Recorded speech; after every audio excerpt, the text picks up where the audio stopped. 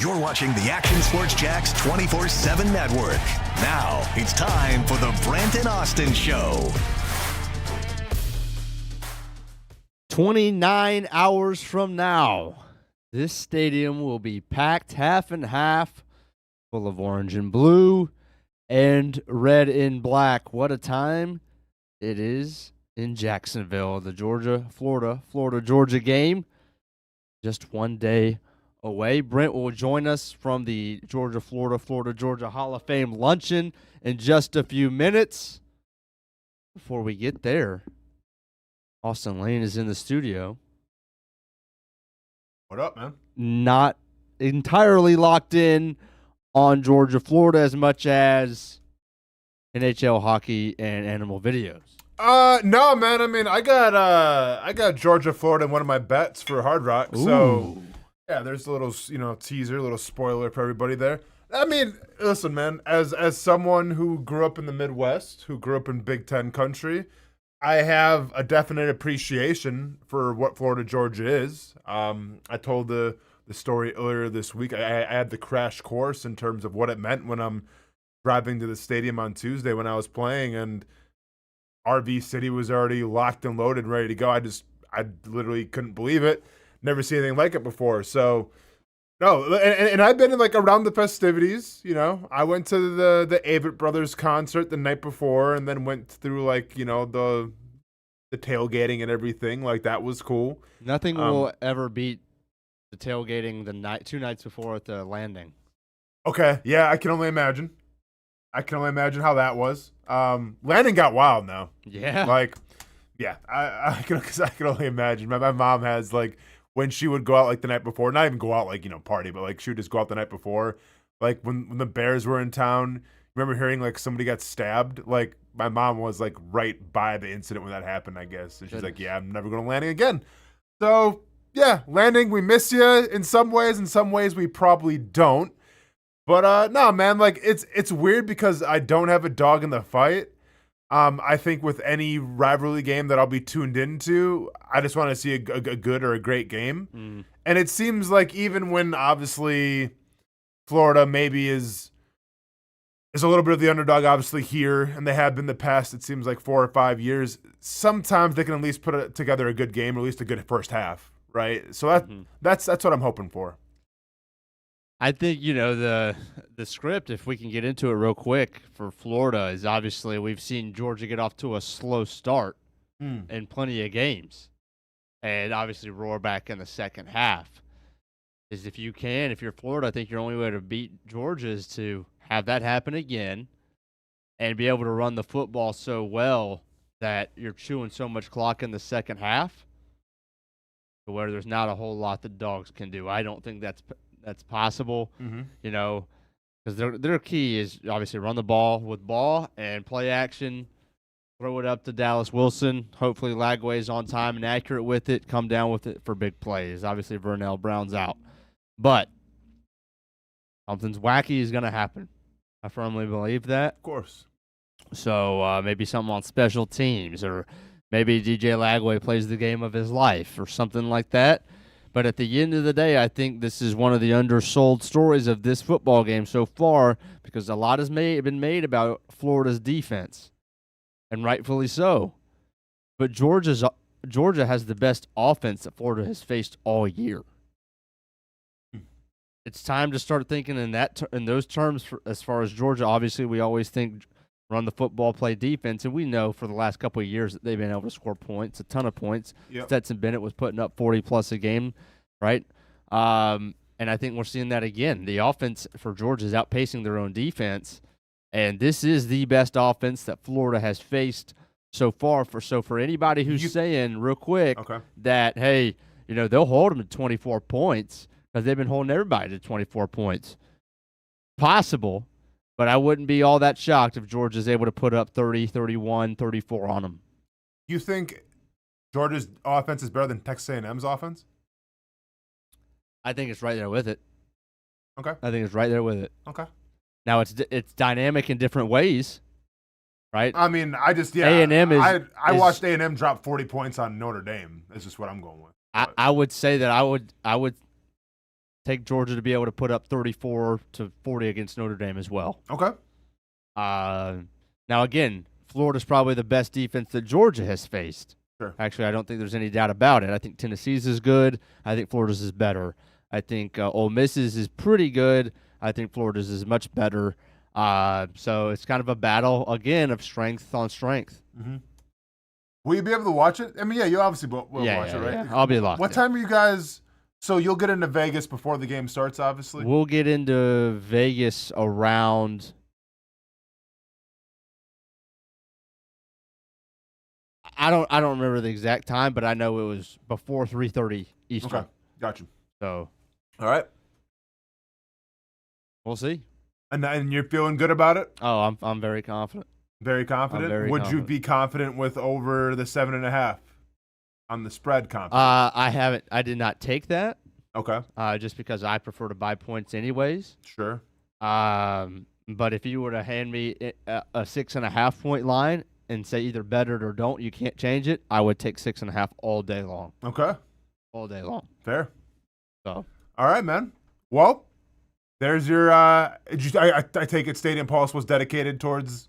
No Florida. Stadium Pulse this bummer. morning. Okay. I've been trying to hold it in. Okay, got to get out of your system, yeah, man. All right, I got happened you. right I got you.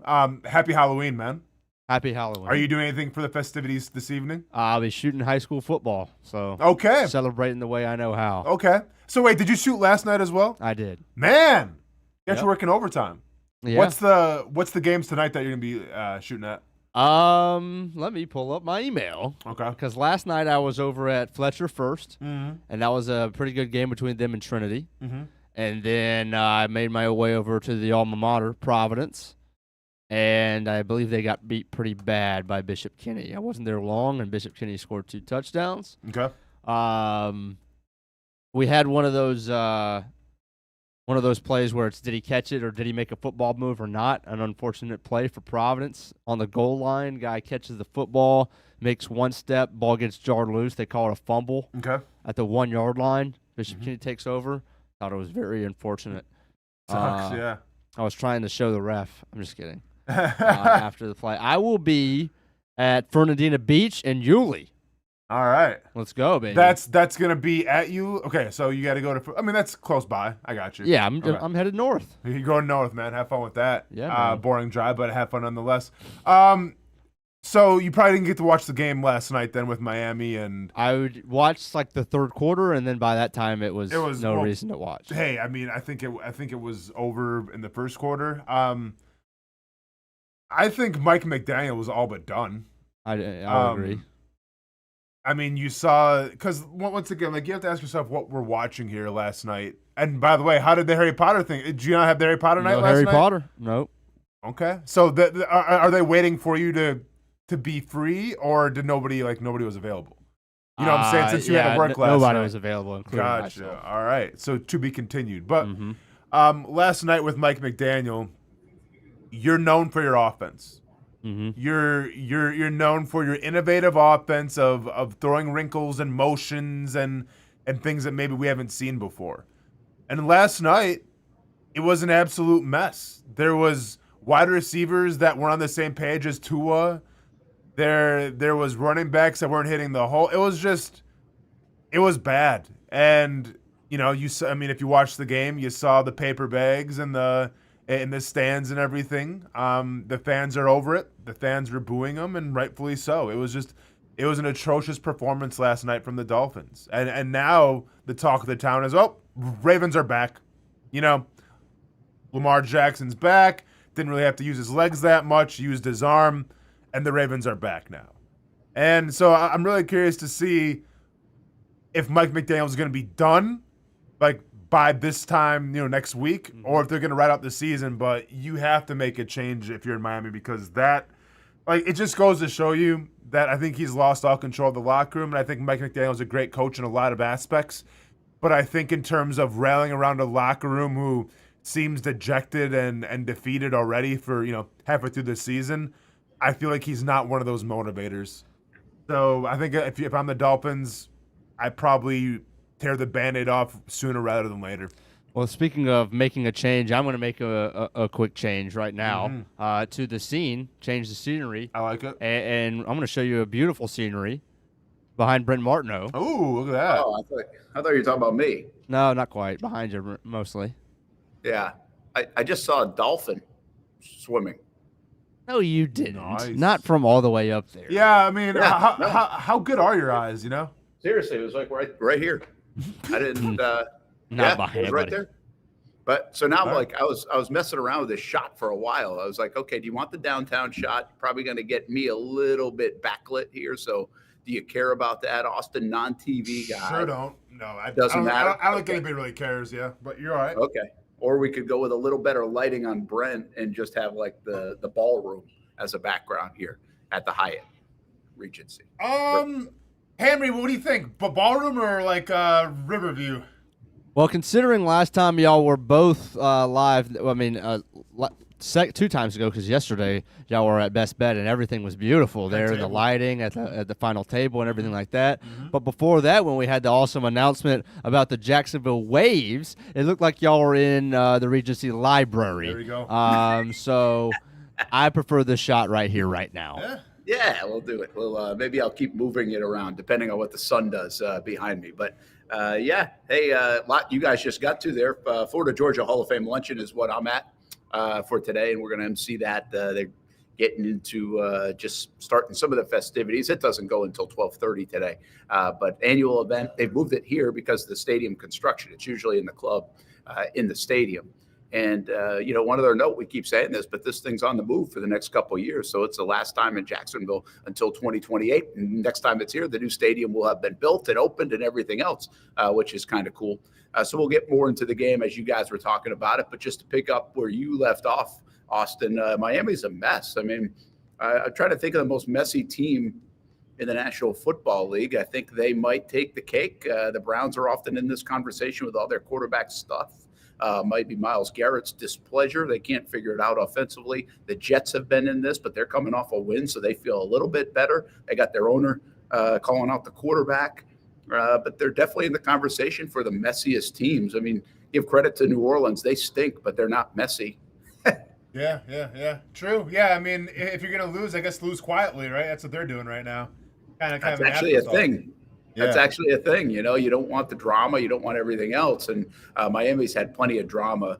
So are you saying that they should pull the plug now on Mike McDaniel? I mean, there's nothing really to salvage, is there, this season? Do you let it ride out? Like, how would you play it if you're Miami? I feel like you have nothing to gain by letting it ride out. I feel like he's lost a lot of that locker room. I feel like a lot of guys on that field last night just kind of had the body language of, hey, we're over it.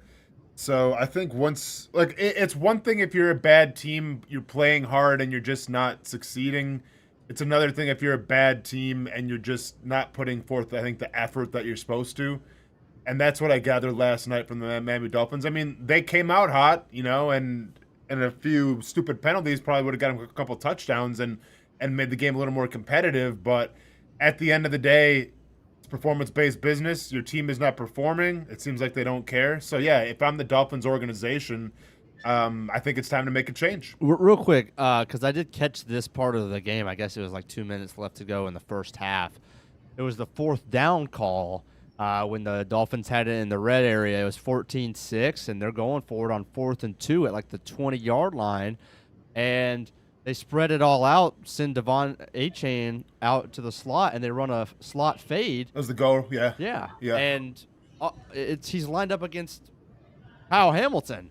And Kirk Herbstreit's going on and on about how that's Devon Achane showing his youth that he really didn't run the route all that great and didn't run it with conviction all the way through. And I'm just scratching my head like, well, hold on. Why are we calling on 4th down a slot fade with Devon Achane against Kyle Hamilton, one of the best coverage guys in the NFL, when it's not even really where Achane can use his speed, because we're at the 18-yard line or something. If he runs by him, he's going to run out of bounds.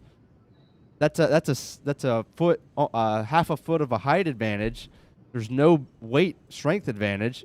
I thought that was one of the stupidest calls I've seen all year. Yeah, it was bad. I mean, the thought is that they're trying to get Hamilton in space and let Achane use his burst for the get off. but they weren't on the same page with Tua, and yeah, it was a horrible call.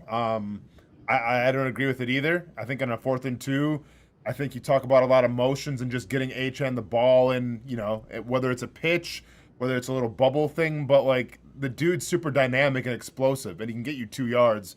Why you would risk it for the biscuit and go all or nothing on that go route, I have no idea. Like Herb Street tried to explain it, but I agree with Hamby. I think it was a bad call. I think they had another 4th down where it was a false start, where they had to kick a field goal in after it because they couldn't go for it anymore. Like it's just bad play calling. No one's on the same page. Like I said, it's just when you're an offensive-minded coach, and maybe you're not known for necessarily being the rah-rah guy that's going to motivate people, at least you have your offensive prowess and your play calling to fall back on.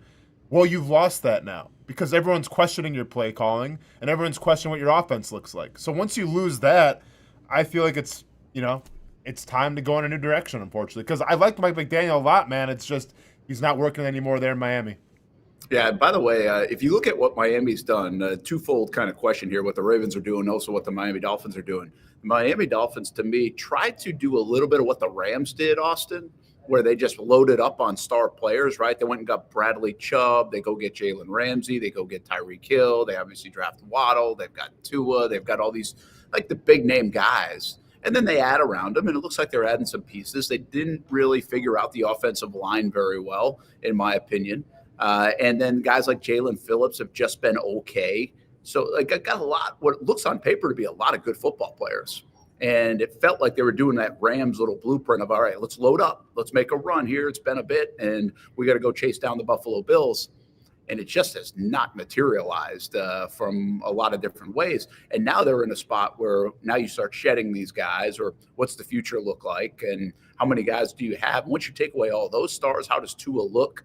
With not a lot left on the table offensively and defensively. So, I mean, the Dolphins are in a real tough spot, not just this year, but they're going to just need a reset. But they're going to reset with the $55 million quarterback, and they better start utilizing things around him because they're stuck in that, for a little bit to come. And they've got basically Waddle and Achane, it seems like, that they've got around him, and it just doesn't seem like it's enough. Well, yeah, and this is the main problem right now in Miami, and this is some problems with some franchises where, you pay your quarterback a lot of money and you simply don't know. Like Miami right now, if you ask any Dolphins fan, if Tua Tagovailoa is their franchise quarterback, if they feel good about him, I guarantee 90% of that fan base is probably going to say, no, we don't feel good about him, right? For what he's getting paid, for how much resources and money is going towards him, yeah, they probably don't feel good about it. Now, at the time, should you have paid him? Yeah, I mean, I think you can justify it. He led the league in passing. And, yeah, I get he was throwing to Tyreek Hill and Jalen Waddle, but at the end of the day, like, if your quarterback's leading the league in passing, it's kind of hard to justify not paying him, right? So, like, I don't disagree with them, like, paying him that contract and everything, but now in retrospect, they're probably going to have to bite that because I don't think they feel like Tua's going to be, the guy for years and years to come there. All right, I got a question for you guys on the other side of it. The Ravens, everybody's going to talk about him now. Lamar's back. I mean, did I see something that going back to last year, he's got like 55 touchdown passes or something? How many touchdown passes did he have last year? Do you know? I mean, he had a bunch. He won the MVP for a reason. Let me look it up. Did he win the MVP 41. last year? Did Josh Allen, though? He had what, Hamby? 41 touchdown passes. And how many picks? 4. Yeah, so he has – now he's only played, 5 games so far, I think, this year. He's got 55 touchdowns and 5 picks in the last 2 years. Obviously, he missed a bunch of games there. Yeah. 55 and 5. That is unbelievable. And, could have, should have, maybe would have won the MVP, right? Josh Allen ends up winning the MVP instead, but definitely had an MVP type of season once again. Just amazing. So I would think, like, my question, guys, is give me 3 teams right now. I'm about almost halfway through the season, where you think, okay, they didn't start well, but they can finish strong and make a push. And the Ravens are probably at the top of the list, right? They're 3-5. It's a division that is really just okay. If they, like, I don't know how great they are. I mean, they just beat the Bears and the Dolphins, right? But they do have a 2-game win streak. It looks like they have confidence because he is now back and healthy, and they gave him the rest that he needed to get healthy. So I would buy into Baltimore right now because we know their organization. We know Derrick Henry. We know Lamar Jackson. simple enough for me. I don't know if their defense is any good if they play a really good football team, honestly. Like, I don't know if they've got enough back on defense, but still, I'd buy into it. Anybody else you're buying into in that capacity to maybe a couple more teams that you would say, hey, keep an eye on these guys. Now, it might not look great right now, but watch out because they might make a run, because there's plenty of time to still make a run. I mean, well, I think that the Chiefs fall into that mold. I mean, the Chiefs didn't start out great, and now I think they're one of the favorites to go to the Super Bowl again. People have them going just because they're getting all their pieces back. Yeah, but for this context, just keep in mind, my context of it is you got to be like under 500. So I would take the Houston Cowboys. I'd take the Cowboys and the Commanders right now. Cowboys are 3-4-1. The Commanders are 3-5, getting Jaden Daniels back. So I think they're in a similar boat as the Ravens. And I'm a believer in the Cowboys' offense. If they could just figure it out a little bit on defense, you could make an argument where they should have 5 wins right now. And depending on their schedule, they could very easily find their way into a wild card slot if they could play some defense. Yeah, Falcons could be on this list if you believe in them. Houston could be on this list. I think Minnesota's 3-4 if they could figure out the quarterback position at all, or they make a move. Could they make a move for Kirk Cousins? The Bengals. So yeah, but these are all candidates. Anybody that you think other than the Ravens, like genuinely, you would be like, hey, I'm gonna throw a little wager on this that they're going to come and make the playoffs, and then they'll be clicking on all cylinders by the end of the year. Yeah, I mean, I don't like giving them a lot of love, but I think Houston found something their last game without Nico Collins. Right now, they're getting a lot of. I think they're starting to find their identity a little more in offense of who they are. Putting Woody Marks in a little more at running back. Their rookie receivers, the 2 cats from Iowa State, look to be kind of like falling on their own a little bit. What is it, Nolan? Who's the other guy? Higgins. And Higgins, yeah. They seem to be kind of falling on their own a little bit. I mean, it's impressive what that offense did without arguably a top 5 wide receiver in the league. And Stroud looked like himself, and they're always going to have arguably the best defense in the NFL to fall back on. So I think if you had those things at your disposal, you're 3-4 right now, and you play in a division that, set aside from the Colts, could be up for grabs. I mean, I guess we can say that the Texans might, could make a run, but Jacksonville can kind of put that to bed in a couple weeks too. Yeah, I think you're right. I mean, if in my scenario, if you got to name 3 teams, I think Houston would be on the list. I mean, the Dolphins aren't, the Jets aren't, the Browns aren't, the Ravens are. You could say the Bengals if you believe. That's a little sketchy after last week's loss, in my opinion, but you could, especially if they, whatever the timetable is for Burrow. I think if they can just tread water, give themselves a chance. Houston certainly in the AFC. So there's 3 teams. The Raiders not, the Tennessee Titans not. Hamby mentions the Cowboys. Fair enough. Commanders, I don't know how I feel about the Commanders. They've lost 3 in a row. Their quarterback situation has been unhealthy. That just feels like a bad rebound from last year's success. I don't feel the Giants are going to make a big push at 2-6. The Vikings, I really don't feel it. They just don't look like a great football team right now, or even trending in that direction in that tough division. And they've got, I think, a really hard schedule ahead. The Saints, no good. The Falcons are fascinating. We'll come back to them in a minute. Arizona, no. So, I mean, really, there's about 6 teams you could even put in this conversation. 3 in the AFC, 3 in the NFC. Baltimore, Cincinnati, Houston, I think. And then in the NFC, Dallas, Washington. If you want to go Minnesota, fine. I wouldn't. I would say the Atlanta Falcons. And I think the Falcons are an interesting team, Austin, because they are like all or nothing. They can look really – I mean, they just lost to this Dolphins team 34-10 at home a week ago. I mean, that is unbelievable that they lost to that kind of game. They lost to Carolina 30-0. That doesn't look as bad. Well, it still looks bad, but Carolina has played pretty well at times. They've been an all-or-nothing team too. So, yeah, it's just I don't know what the hell to think about Atlanta, I guess is what I'm getting at. No, I mean, Atlanta, like they're a roller coaster in terms of quarterback play. They're a roller coaster in terms of what their defense does. They're really a hard team to get a feel for. And yeah, I think they play in a division that could be a little wide open, but like Tampa, seems to be like the real deal. I don't know, man. Atlanta's too much. Like Atlanta and Carolina, they're just 2 teams that you have no idea. Like you thought Carolina was on the up, and then all of a sudden Buffalo comes to town and like they curb stomp them. So. Yeah, it's hard to say with Atlanta. Like at least like for instance, Houston. I know what Houston's bringing to the table in terms of defense. Now, can their offense pick it up a little bit and kind of play complementary football? Like time will tell, but at least something with them. Like, the only thing I know about Atlanta is that when Bijan Robinson gets the ball, good things happen. But, like, if teams are game planning against them, then what? So that's all I know right now for Atlanta. Like, I don't know how good Michael Penix is. We've seen Kirk Cousins come in, and he didn't do that good. So, like, I literally don't know. Yeah, fair enough. I think they're mystery, but that's why these teams are struggling right now too, right? They're a little bit of a mystery. And we'll see if something shakes out. Now, there's a bunch of teams like the Jaguars, by the way, that are on the other side of that, and you kind of wonder where they're going in the second half of the season. Let's take a break. Brent and Austen Show, Action Sports Jax 24/7 Network. We got a fun Friday here in town. This is really a great couple of days. From Jaguars All Access last night, it was rocking with Trevor Lawrence. We will show you some of the video from there. Also, we had a great night of high school football last night. It was really cool, and we've got another one coming up tonight. We've got 5 hours of high school football coverage, about 4.5 starting at 7:30, and then we've got Florida, Georgia here in town, and then we're heading to Vegas for a huge football game, I think, for the Jacksonville Jaguars. And, oh, by the way, what about Travis Hunter, guys? Like, Travis Hunter on the injury report, how big of a deal is that? Let's hit that when we come back. So a bunch to get to, including our weekend spreads and wagers along the way. And I'm live over here downtown at the Florida, Georgia Hall of Fame Luncheon. And we'll tell you who's going into the Hall of Fame and some of the festivities happening around this fantastic game in Jacksonville, Florida. Here on the Brent and Austen Show on the Action Sports Jax 24/7 Network.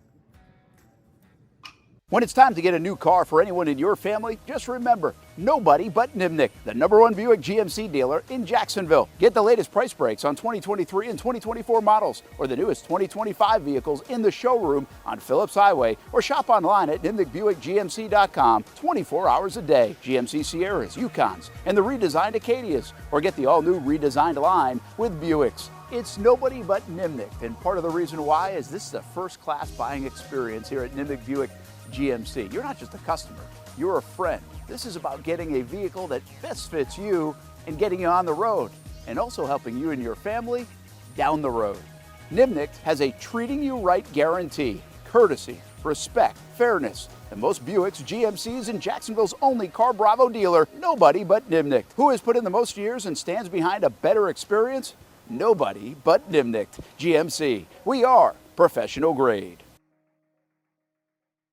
Putting your needs first. It's the backbone of how First Florida Credit Union does business. In all honesty, you might as well be speaking another language when it comes to finances. Sure, I'm good with my money, but what am I missing in the fine print? That's what led me to First Florida Credit Union. They're the perfect choice for anyone starting their financial journey because they keep finances easy. Plus, they offer financial education and resources I can trust. So I'm always growing more confident. And as a young adult, I am constantly adding more responsibilities to my plate. From a car payment to a mortgage, it all adds up. Luckily, First Florida Credit Union makes sure it adds up in all the right places and not the wrong ones by offering better rates and lower fees than traditional banks, even if you're still trying to grow your credit. Because as a member-owned institution, First Florida genuinely puts people's needs first rather than focusing on profit. So I know as my needs change, they'll be right there to help me reach my goals. Check out firstflorida.org to learn how you can benefit too. It's one of the hot spots in the area. Welcome you to String Sports Brewery out at the beach. Big crowd on hand tonight. The fans are here. And now, the newest hot spot at the beach is open. String Sports Brewery in Jax Beach has opened its doors with rave reviews. We're going to be fans forever. Cozy up to the bar. Grab a seat in the sports-themed restaurant, or grab a seat outside and feel that breeze coming off the beach as the weather warms. Just like the original location in Springfield, try the popular beer menu and come for lunch or dinner too, because the food is fantastic. We got a special guest in the house. He's happy. He's feeling good. He's Trayvon Walker. It's where we hosted Jags Report Live in the football season, and the String Sports Brewery staff can't wait to host you. Hey, welcome back here to String Sports Brewery. And if you haven't checked out the new location in Jax Beach, you got to do it. String Sports Brewery, now with 2 locations in Springfield and now open in Jax Beach on Penman Road. Hi, I'm Greg Mackey from Cycles of Jacksonville. Whether you're looking for a side-by-side, ATV, motorcycle, or scooter, Honda has what you need. The Honda Talon. Ultimate performance meets family-friendly fun. Prices starting at $363 a month. Or the sporty Honda CBR 650 starting at an affordable $204 a month. Stop by and choose your adventure from a full line of Honda products. Only at Cycles of Jacksonville on Atlantic Boulevard.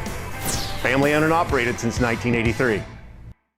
Hello, I'm Kenny Lay of Kenny Lay & Associates. Since 2003, our firm has fought exclusively for the rights of men in family law.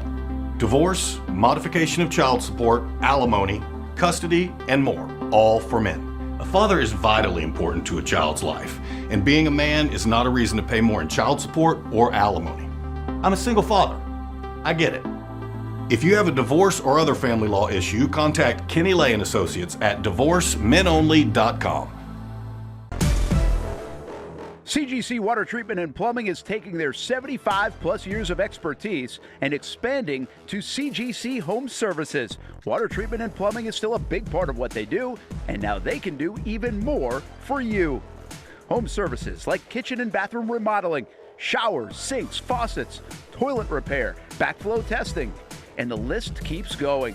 Find all they can do at cgchomeservices.com or give them a call, 904-298-7052. It's a new look and a new name with the same expertise. They've been serving homes like yours since 1946. CGC Home Services, right here in Jacksonville off St. John's Bluff Road, 904-298-7052. And visit cgchomeservices.com. Florida license number CFC 1432579. Welcome back to the Brent and Austen Show, streaming on the Action Sports Jax 24/7 network. Hey, taking a look right now inside one of the ballrooms here at the Hyatt Regency. This is where the Florida-Georgia Hall of Fame Luncheon will take place. And, well, you see the busts right there, and I'll tell you who the Hall of Fame induction ceremony will feature. And one of those names from the Georgia Bulldogs, Sony Michel, Freddie Gilbert as well from UGA, and Brandon James and Todd Johnson from the University of Florida. Of course, some of those names more recent for guys like Jason Hamby, like Sony Michel. I was kind of curious. Hamby, is Michel like one of your all-timers at your age? I mean, because he was awesome to watch and a terrific player for the Dogs. So where's he on your favorite Dogs list? Yeah, he's kind of second tier for running backs because you have Gurley and Chubb. Interesting. But because of I'll never forget for the rest of my life the touchdown in overtime against Oklahoma in the Rose Bowl to go to the national championship in 2017. So he always will have a very special place just for that one moment, even though his whole career was insane. He had a lot of really good games against Florida as well. But just even if he only scored that one touchdown, that would probably be enough to put him in the Hall of Fame for this game. Yeah, it was a 181-yard, 3-touchdown performance, by the way, in the Rose Bowl. And then Freddie Gilbert played 1980 and 1983, so part of that national championship game as a defensive end. And I don't know if you know your history well. Like, I don't know if any of the old-time Dogs other than Herschel Walker or those kind of guys resonate with 25-year-old Jason Hamby. Like, does that happen? Some of the old timers. I know a few of them. I didn't know Gilbert. I can't name him on the defense. Yeah. And meanwhile, Brandon James is a guy that I think that we like when I first got to downtown. Brandon James was playing for the Gators, and obviously we knew he's from St. Augustine. It's been a really interesting deal to watch, guys. Austin, I've been here long enough now to know that last night in our game of the week for high school football, Brandon James' son is playing quarterback for St. Augustine Yellow Jackets, and Brandon James is the offensive coordinator calling plays, and today he's going into the Florida-Georgia Hall of Fame. So Brandon James was really a fun player, underrated player on those great Florida teams, actually, from a kickoff return specialist and what they did with him on offense. He's undersized, but a heck of a player for the Florida Gators. So this is cool. It's always cool for me because I learn a little bit more about the history. I'm not tied to either school. I think that's why they asked me to do it, by the way. So there's no bias. Fair. But anyway, it's great to learn about some of the history of this game and all the huge players. Just think about the amount of players these two programs have launched into the NFL. I mean, it's ridiculous, right? Oh yeah, I mean, listen, I saw it firsthand when I was getting drafted with those Gator teams that won national championships with Tebow and Spikes, and you had Aaron Hernandez, you had who was the wide receiver, played for the Eagles? Percy Harvin. Well, him, but then the other dude too, Riley Cooper. Riley Cooper. You had the Pounceys. Like, yeah, it was so many people. And then obviously now Georgia's had some more, lasting success recently, winning national championships and getting guys drafted as well. So yeah, I mean, two storied programs, two showcases of the SEC. Yeah, I flipped my shot around, guys. I can't stand just the TV guy in me. Just can't stand that background. So I had to get away from it. The sun's encroaching on my space, so now we're more well lit here at the Hyatt Regency, which might be too bad for everybody watching that I'm more well lit right now. Meanwhile, all of Jackson will be lit over the next couple of days because of the world's largest outdoor cocktail party, and so it'll be a lot of fun. For the festive. I just love this week, man. I know it's probably a little different for you, Austen, and I don't know how this hits, like maybe out at the beach, or do you see a lot of it going on? Hamby, I don't know how it hits you. I just love these kind of weeks. Like yesterday, we had high school football. Again, I mentioned Trevor Lawrence on the show. It was a fun show last night on Jaguars All Access. The buzz was real. The crowd was great. All the kids out there. And then today, you got all the hype now that starts to lead into Florida, Georgia. And another night of high school football. These are just fun weeks for what we do. And I think you can feel some of that. You walk around, you see the red and black of some Dogs fans invading the city. And also, obviously, plenty of orange and blue for the Gators for people coming into town. So I don't know if you feel that out at the beach. I don't know if you'll see that out at the beach tonight, trick-or-treating, while you're getting those big candy bars, full-size candy bars, Austen, or what. But it's a fun week here in Jacksonville, kind of like the players. No, for sure. I mean, I definitely have noticed a difference at the beach. This morning, there was like 5 or 6 souped-up pickup trucks with actually Georgia flags and license plates, Hamby. So there you go.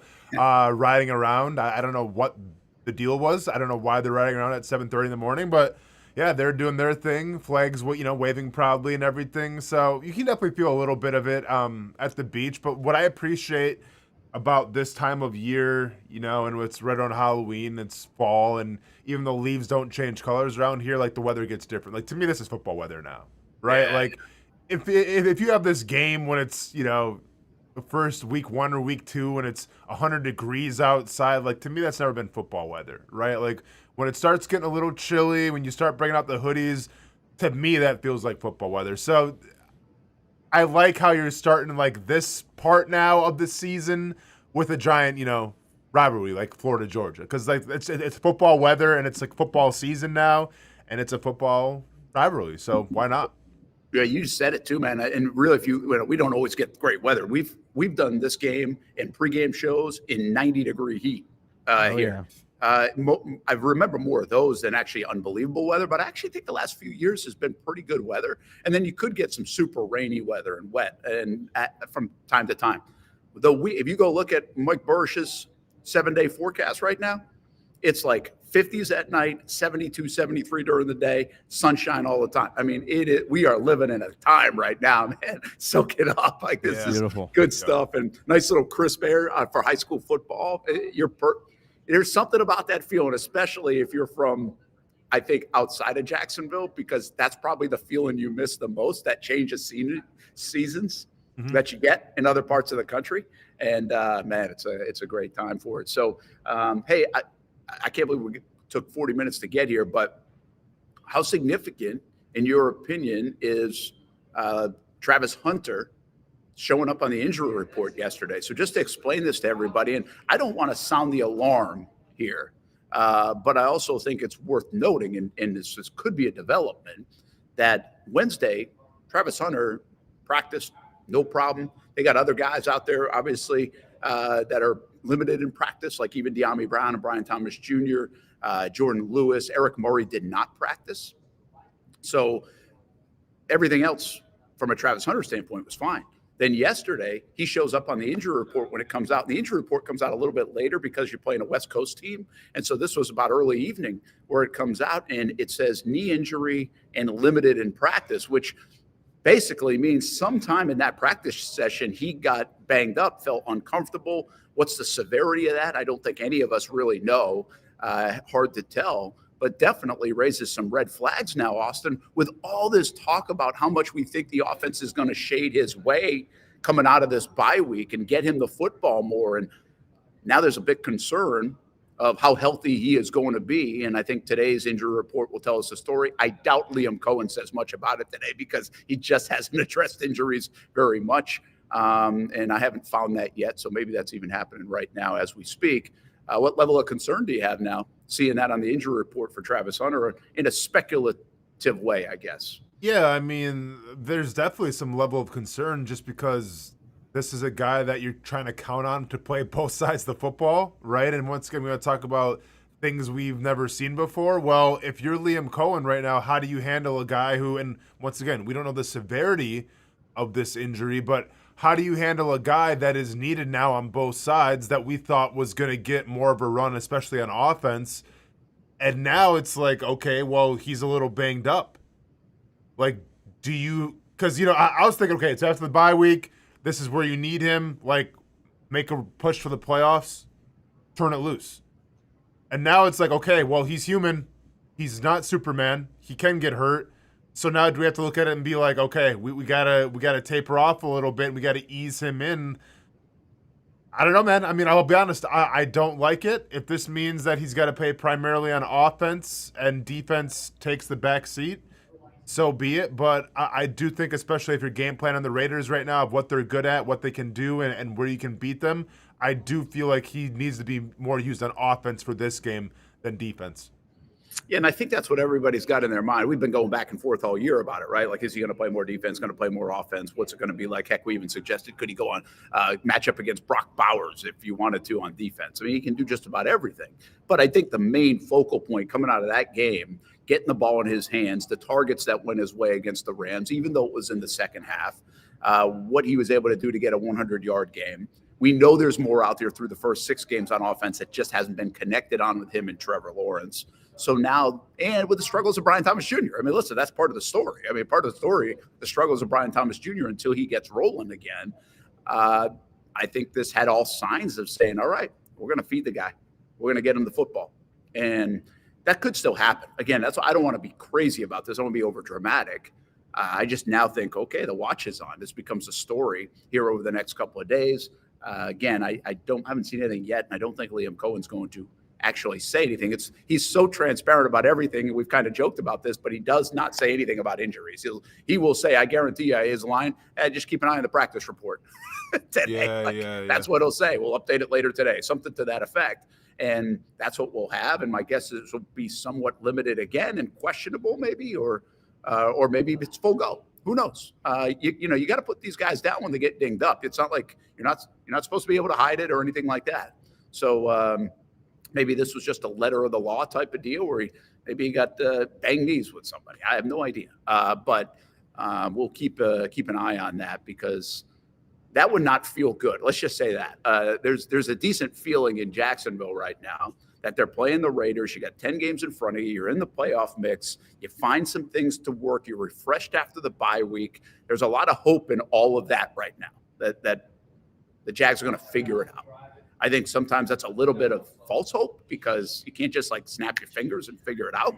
But part of that hope is Travis Hunter just had his best game as an NFL player. And if he now becomes either out of this game or questionable for this game, that really throws a wrinkle into, I think, how we feel. And all we have is emotions in Jacksonville, until 4 o'clock or 7 o'clock in this case on Sunday night, where we see what the Jaguars do in this football game. So not alarming. I'm not trying to be dramatic. I just think, oof, okay, that's a little bit of a let's wait and see. And we will see what happens. Just to answer the question, Daniel says, where can I find the replay of All Access? Usually the Jags put that up. I don't know if they'll get that up today or maybe early next week, but I know all the All Access programs, their show and property. So that'll be on Jaguars.com. I know you can find them there, maybe on the YouTube channel as well, but definitely on Jaguars.com. We had a fun show with Trevor Lawrence yesterday from Jaguars All Access. I guess a little bit more on this game. We said 3 things: Max Crosby, Ashton Genty, Brock Bowers. Like, I'd actually throw a 4th thing in there. I think Pete Carroll concerns me a little bit too from the Raiders. But at the end of the day, this is what it comes down to for me, Austin. It's like, if you feel like you're a good football team, you've got to win this football game. It's not even if you feel, it's like if you are going to be a good football team, not a great football team, a good football team, which means you're in the playoff mix, then you've got to win games like this. And that's what teams like Indianapolis have been able to do. The Jags have to essentially go take care of business if they are going to be a playoff team. It just feels like one they have to win. Doesn't matter if it's there, here, on the moon, after a bye week, on a short week. You got to beat the Las Vegas Raiders. No, and I think you have a Raiders team right now that they're looking at it the same type of way, where they got embarrassed against Kansas City. I think knowing Pete Carroll and the pride that he brings to a football team, I think he's reiterated that can't happen again. They're getting, Brock Bowers back. Crosby was injured a little bit for the Chiefs game, so he goes out, so he's coming back. They're coming off a bye week. This is a game that you're definitely supposed to win. But, I don't think the Raiders will make it easy on the Jaguars, right? I think they're going to try their hardest. But, yeah, I completely agree with you. If you're trying to keep – Sorry to interrupt you, but we got some breaking news. Oh, wow. IR for Travis Hunter. He's out for 4 games. All right, let me go ahead and switch my fantasy lineup quick then. Oh, wow. Let me go ahead and – well, now – wow. Do we know what happened? Say that again, sorry? Do we know what happened? Was he running a route? Was he playing defense? Did this happen in practice? Did this happen in the weight room? Hamby, maybe you can listen to Liam. He just talked and just said that. Okay. Because I can't listen in, obviously, get this out there. And I don't know. All I know is that he's on IR, which is a crazy development. Austen, I hate – this is the thing that bugs me, not just about the Jags. This is the one that I think are so hard to swallow and take about the NFL sometimes. Hold on, Brent. What? Let me just a quick update. Travis Hunter was injured during practice on Thursday. He will be placed on IR here shortly. We'll miss at least 4 games. We're currently assessing the injury just to determine the best course of action moving forward for Travis and for the team. Obviously, huge blow, but what's your initial thought? Yeah, you just, feel bad for the guy, for the kid, for our team, for everything. But, he's in good spirits right now, and minor setback for a major comeback. That's just the way it's got to be.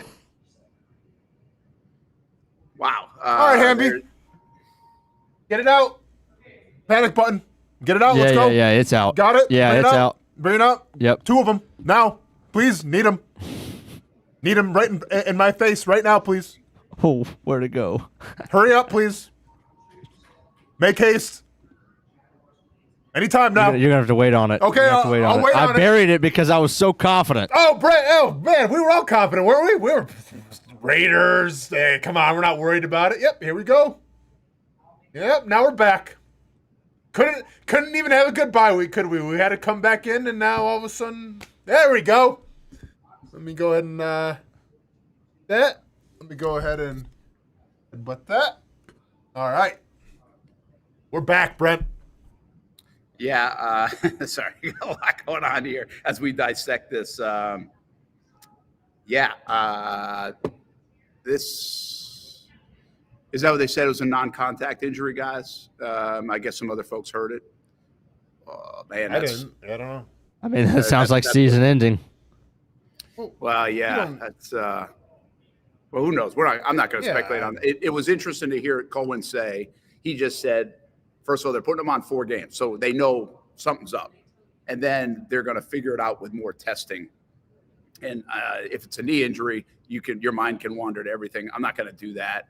But right now it's a 4-game deal, and man, oh man,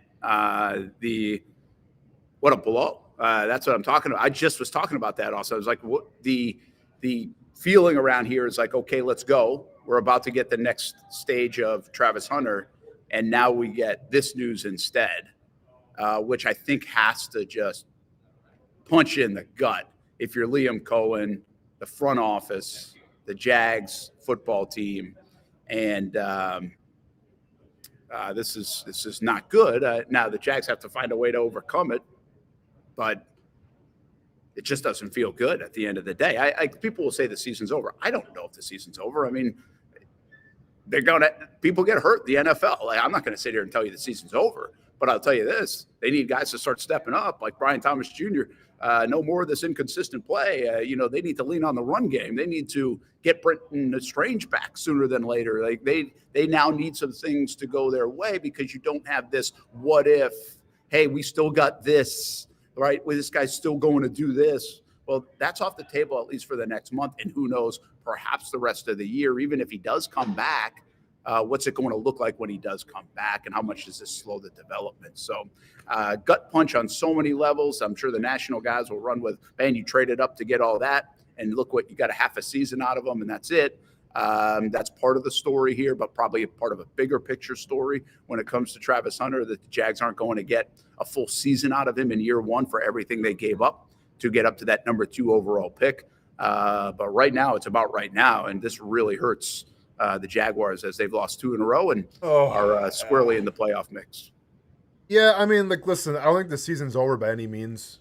But, like, I'm just trying to think of the narratives that will happen now with this. And, yeah, like, obviously, and I don't even care about the draft capital part, but and once again, like, I hope we eventually learn what happened.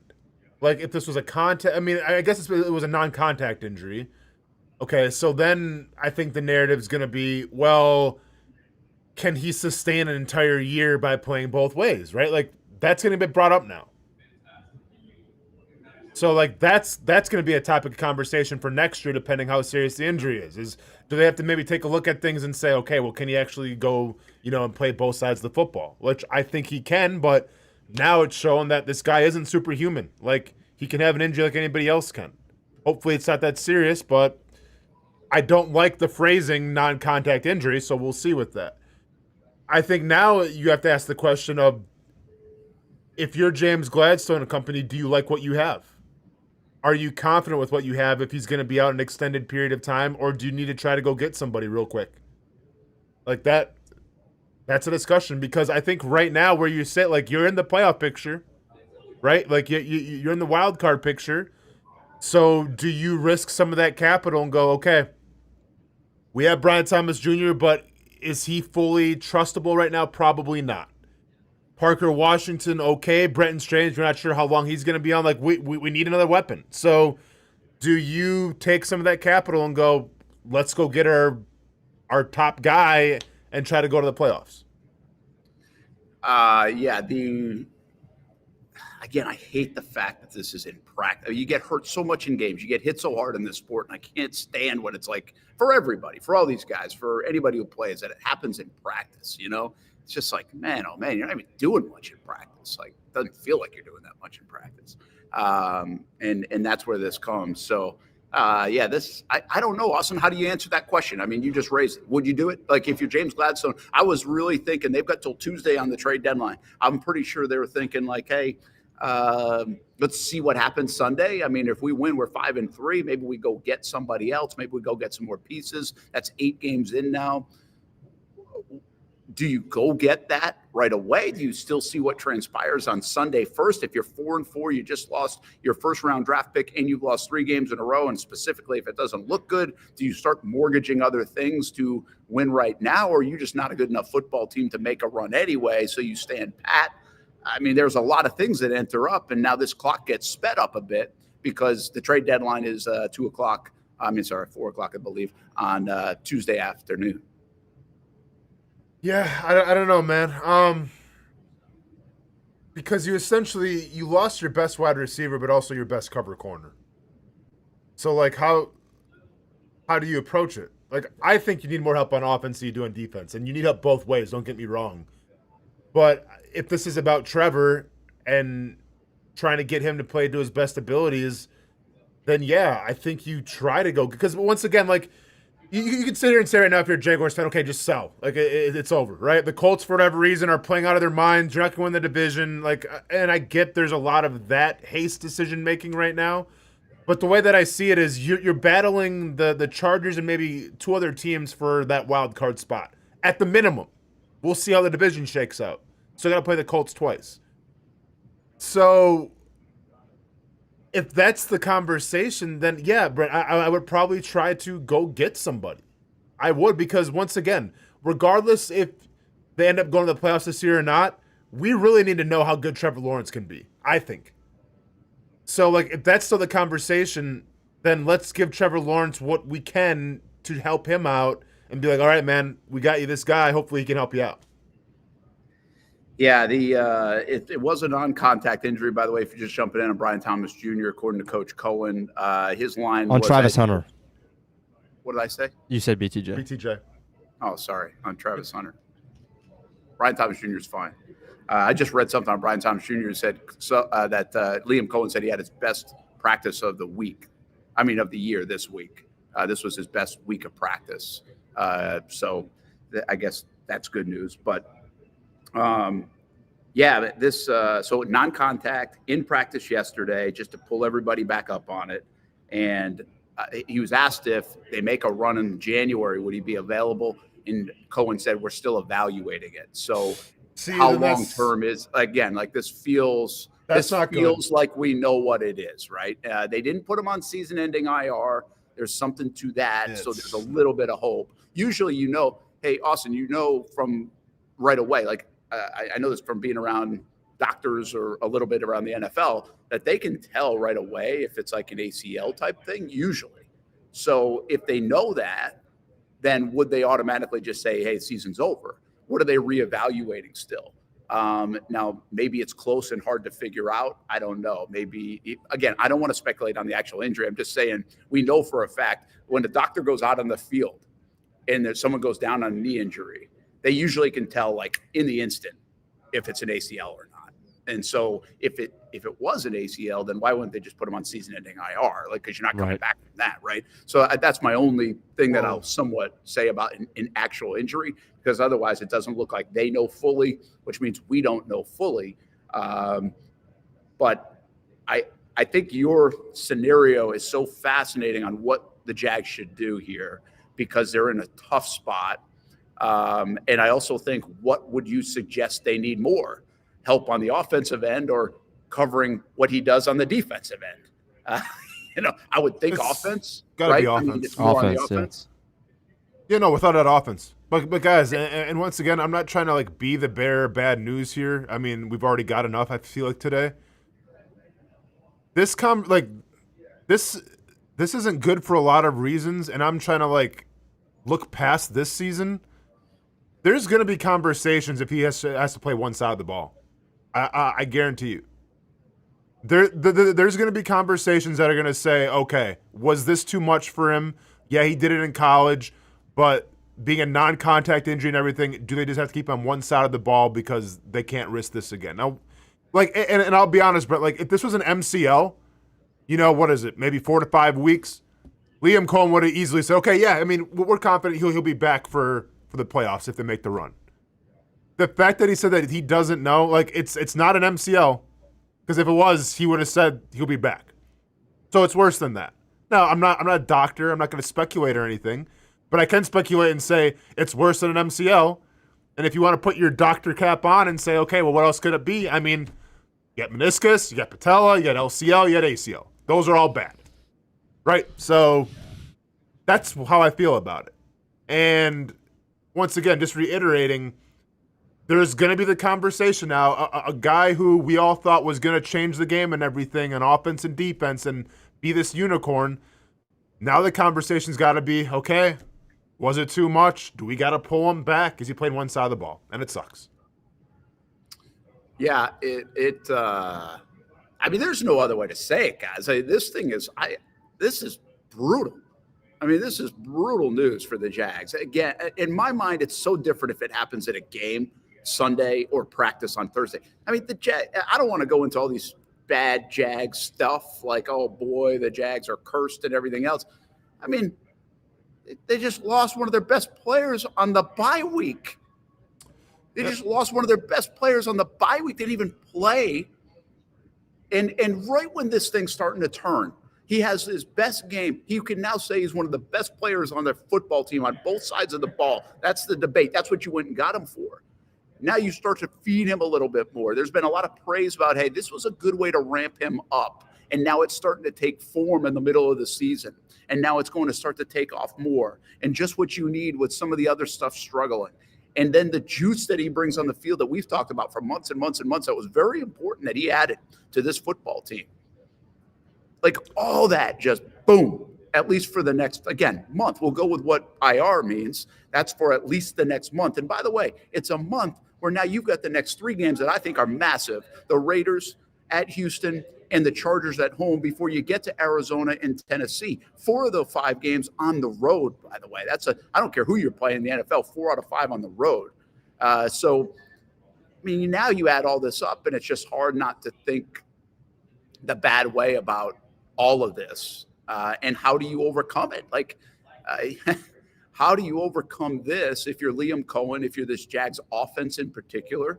And obviously the defensive side, too, is also impacted. I mean, there's one football player in the National Football League that if he's gone for a month impacts both sides of the ball. Mm-hmm. And this is the guy. Mm-hmm. And that just happened here in Jacksonville. And there's no other way to say it as just a hell of a gut punch, really disappointing. And just unfortunate for this franchise, which, by the way, is in a position it just hasn't been in a lot. That's the other thing. Like, they're in a position right now they've been in 3 times in the last 18 years. Mm-hmm. A winning record after 7 games with a playoff push potential right in front of you and a legitimate chance with the other side of this schedule to do that. And then you get this news. So the bottom line is guys are going to have to elevate, but also the bottom line in the reality is Friday in Jacksonville just sucked, and all the air came out of whatever has happened thus far for the Jacksonville Jaguars. Can they rebound from that overnight, essentially, on a trip out to Vegas and find a way to still beat the Raiders? Because to me, the line just shifted in my mind from where this game could go on Sunday, just from a shock standpoint at the very least. Because you're imagining what the Jags offense is going to look like. You're imagining what those drives are going to look like.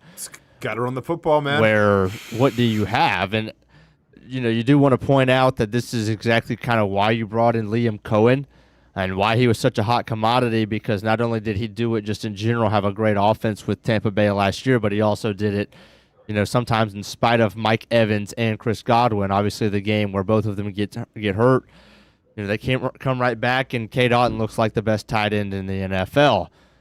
Can you do that on 24 hours notice on the road? I have no idea. I'm not confident, and that doesn't mean that I'm not confident in Liam Cohen being able to adjust the entire game plan, because I think he's going to give them a decent shot at it. I'm not confident in the rest of the players to be able to pick up the rest of the slack at all. But I mean, doesn't this have to be the showcase now for Liam Cohen? Like, this is why you're brought here, right? Like, guys, look at the Texans like last week. Like, they lost Nico Collins. And with all due respect to Travis Hunter, like, he's not on Nico Collins level yet. He showed promise against the Rams, but you lose your star wide receiver, and they had their best offensive showing probably of the year against the 49ers team, who I feel like is a lot better than the Raiders team. So I get it. It sucks right now, but like I'm not ready to say, okay, well, wave the white flag. Like, the Raiders got your number. Like, the Raiders are still not a good team. And if you're Liam Cohen, you got to find a way to get it done. And I guess this is the beauty of the trade deadline being on Tuesday or whatever, up and coming, because you're about to find out how this team feels. Like, if they go after a wide receiver, they're going to show, hey, we're still in the thick of things. We can do this. If they don't make a big trade, I feel like, all right, I think we're just going to kind of see what we can do, but there's not a lot of confidence. Yeah, listen, I'll come with you. I'll get there with you. I'm still trying to digest this whole thing. And by the way, some people are saying, hey, Parker Washington's played pretty well out of that slot position. Now he's going to get more reps and get more opportunity. He's been maybe at times your best receiver, quite frankly, in the first 7 games. Whoa, settle down, man. Like, he's been your best. I mean, listen, you're going to get a guy. You've got a guy that's done that. You've got a guy that's actually made plays. You've got a guy that is going to play that spot now at a consistent level. And the reality is, we had no idea what Travis Hunter was going to do on offense the rest of the way anyway. And we know Brian Thomas Jr. had to play better. So, like, I can get here with you that, like, hey, listen, it's not like season over I don't think season's over. I just think it's a hell of a gut punch. And now you better elevate. Like, you better elevate your play on a consistent basis if you're Brian Thomas Jr., if you're the running game, if you're Trevor Lawrence. And then you got to get Brent Strange back at some point too, hopefully sooner than later, because he was obviously a big part of all this. So, it's I get you, Austin. Like, it's not just Nico Collins. It's Cohen again when he didn't have Godwin and Mike Evans and everybody else last year, was able to find a way to overcome it. You brought that up many times, and he was able to do it. So can he now do it again? Just everybody's got to elevate their game. I just think it's a gut punch right now, but also now we don't know what the number 2 overall pick in this draft probably is going to be in his rookie year. Like, we were just starting to figure it out, just starting to find it out. Or going forward, once again, we're going forward. Yeah, we're going to do this for the next year. We're going to do this for the next year. There's going to be, I'm telling you, there's going to be conversations of he's going to play one side of the ball. Yeah. All right. Hey, let's do this. Stay on top. No, let's stay on break. You can. Okay. Go ahead. What, you got something? No, I was just going to say, like, it would have been one thing if this happened in a game where he goes up for a pass, he gets hit or something, he lands awkwardly, and it's just, okay, it was a freak accident, right? Like, it's just, like, those things happen in games. The fact that it's a non-contact injury, like, I think because then it leads to, okay, well, was he fatigued even though you're coming off a bye week or anything? You know, like, those conversations will be had. And I hate the thought that you spent 2 first-rounders on a guy that's supposed to change the game on offense and defense, and now I think the conversation is going to be next year, if he doesn't come back this year, is, well, should we just put him on one side of the football? Yeah, I think there's a lot to be determined there. I get what you're saying. I think we've seen enough non-contact injuries that I don't know if fatigue and stress had that much to play a part in it, but I understand where you're coming from. I mean, you can definitely ask that question, and then we might be asking the other question down the road, and then which side of the ball is going to be a big debate and argument. All right, hey, let's take a break. So we stay on somewhat of a schedule here with the breaking news. Travis Hunter goes to IR. He's out for at least 4 games, and I say at least 4 games in capital letters because it seems like it will be more than that, at least from what everything's coming out. Non-contact injury in practice on Thursday. We said to keep an eye on it. Well, we got the news this morning from Liam Cohen, and it is not good for the Jaguars rookie star player out of Colorado. So that continues to be a dominating story, and we'll update you and talk more about this on the other side. Brent and Austin Show, Action Sports Jax 24/7 Network. Florida Georgia game in town. I just was talking about what a week here in Jacksonville. How much fun, the buzz. Oh, man, did we just get punched right in the gut with this news of Travis Hunter. But the game goes on tomorrow here in Jacksonville. The game goes on for the Jags as they leave for Las Vegas tomorrow as well. But Travis Hunter will no longer be a part of the game plan. Most of us know how to throw.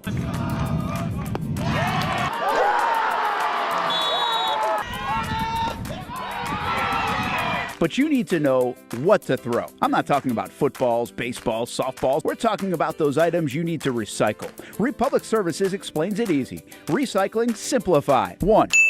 Know what to throw. When in doubt, throw it out. 2. Empty, clean, and dry those materials. It takes an extra minute, but it makes a big difference. And 3. Don't bag it. This makes the recycling process faster and more efficient. This is a look at the Republic Services North Florida Recycling Center. You can make this process even more efficient. By utilizing those 3 steps, Republic Services can help you become a better recycler in your home. Learn more at recyclingsimplified.com. For the game day hustle and every day in between, juggling my show Jag Social to going under the Friday night lights and a social life, it's a daily tournament, but this ride, MVP status. The all-new 2024 Lincoln Nautilus isn't just my car, it's my personal locker room, office on the go, and VIP lounge on wheels. Let's talk tech. My profile remembers everything from customizing my dash display to setting the ambient lighting and my signature scent. And wireless charging, essential for live tweeting scores. Whether I'm packing for a beach day with friends or heading to the gym, there's space for every passion. After dominating all day, this becomes my recovery zone. The massage feature is like having a personal PT on call. Life's a non-stop game, but with this ride, I'm always on my A game. The 2024 Lincoln Nautilus. Drive your passion. If you don't see a pit, it ain't legit. When you hear that, you think Bono's Pit Barbecue, a staple in Northeast Florida now for 75 years. A place that feels like home with friendly service, a meeting place for friends, family, or business occasions. On the menu, the corn nuggets are a favorite in our house, but there's something for everyone. Sandwiches, platters, salads, sides, desserts, and family feasts. You see Bono's all over the place in Northeast Florida. You know, there are almost 20 locations in the Jacksonville area now, so stop on by, sit down, and dine in with Bono's. You can also take it to go. There are drive-thrus in many of the locations, and they have delivery options too. Just download the Bono's app to make things easy. I signed up for the loyalty program, and you can too, to get special offers. If Jacksonville is home, few things feel more Jacksonville than Bono's Pit Barbecue. Celebrate 75 years and many more to come. Bono's Pit Barbecue. If you don't see a pit, it ain't legit. People helping people. It's at the core of what Alive Credit Union is all about, and it's been that way for over 70 years. From the start in 1954 to today, the mission remains to inspire financial wellness and give you a financially fit lifestyle. Alive Credit Union and its employees are committed to not only serving their valued members, but also our community here in Northeast Florida. I had a chance to see that commitment firsthand as Alive partnered with our Action Sports Jacks 24/7 team to bring you Armada men's and women's soccer broadcasts. Inside the 18, it is a shot, and it's a goal!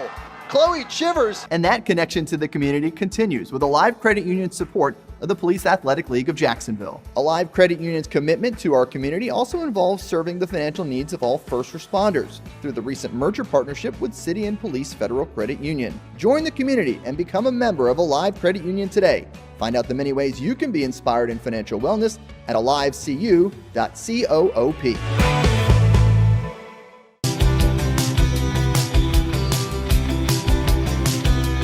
Welcome inside the Armor Guard exterior and gutter helmet showroom. There's a lot going on, like glass exteriors, replacement windows, and down there we have the retractable screens and awnings, plus hurricane protection. Let's talk more about those gutters, and to do that, we bring in Kevin. He's the owner, he's the expert. Why Gutter Helmet? Well, Gutter Helmet is truly the only maintenance-free product. It lets the trash and debris go on the ground, the water wraps around and goes inside. Unlike filters, they sit on top of the gutters, and the trash and debris build up on top of filters, which requires maintenance. With Gutter Helmet, we're going to keep you off the ladder, the most dangerous thing in your garage.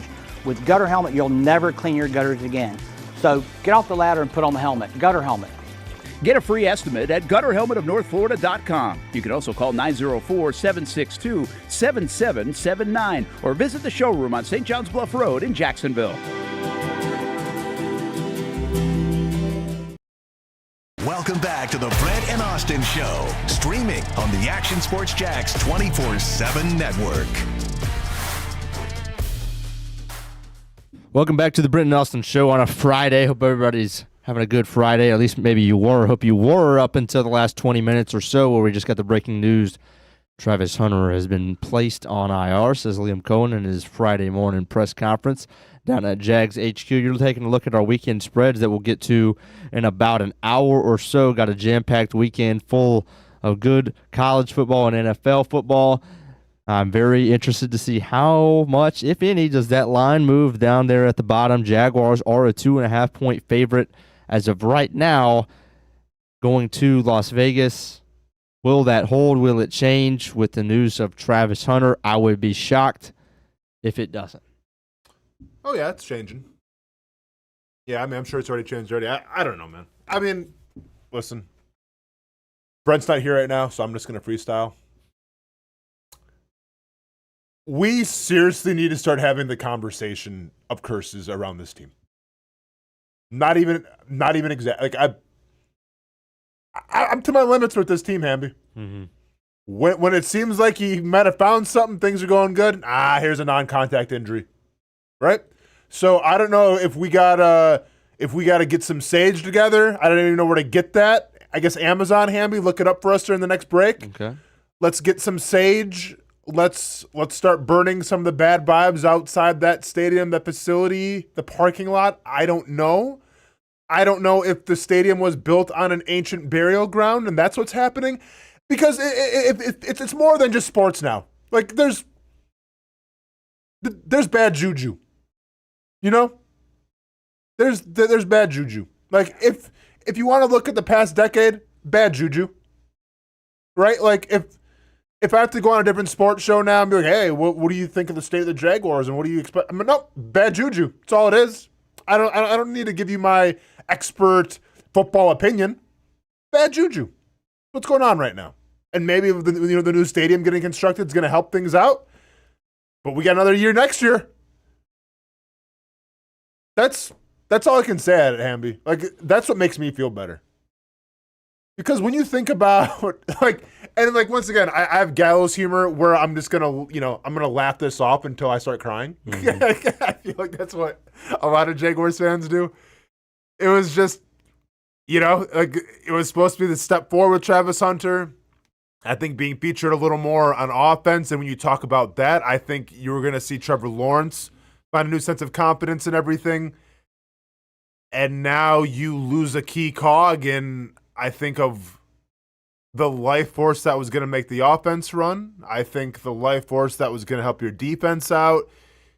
You lose a big component. And it's wild. And I guess that goes to show you, Hamby, in terms of people are going to ask, well, was it worth getting, the 2 first-round picks for Travis Hunter? Go on the internet today and see how people are reacting to losing him. Mm. Like, set aside from Trevor Lawrence, was that the one guy you probably didn't want to lose, Hamby? No, yeah, absolutely. Yeah. Maybe ETN. But I think Travis Hunter more. Yeah, because with ETN, it can have been like, oh, okay, I guess we'll see what Tootin's got. There was alternatives, I feel like, with every other player. Yeah. Strange hurts, obviously, right? Because there is only one Brenton Strange, I feel like, on this team. Josh Hines-Allen would obviously hurt. Lloyd, I think, has hurt you a little bit. But, you get the sense that, man, you can kind of replace that. You can kind of find a way around that. You can't find a way around this one. You lost your best wide receiver and you lost your best cover corner. Yeah, this is real bad. It's the only way I know how to say it. Mm-hmm. If you don't get, I'm not even really getting, your mind kind of went to, oh gosh, what the national media is going to say or what people are going to say. Buckle up, Hamby. Yeah, my mind didn't go there. My mind went to just, holy cow, if they don't make a move, my goodness, the Texans defense is going to do something bad, something real bad to this Jaguars offense in 2 weeks. Well, the Chargers just go ahead and forget that one too.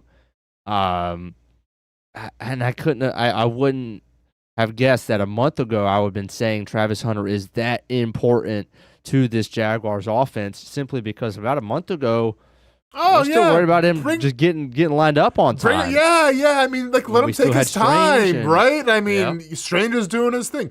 You're running the football. Defense is getting you turnovers. Yeah, Travis, take your time, man. It's all good. And then all of a sudden you lose those 2 games to the Seahawks and the Rams. And then it became, okay, we're going to need you to be like a Pro Bowler if we want to have a chance to go to the playoffs. Yeah. And now we're here. And now we're here, and without Strange and Travis Hunter, it feels like our defense is gonna need 3 takeaways. Yeah, that's what it feels like. This is because there's no silver linings in this.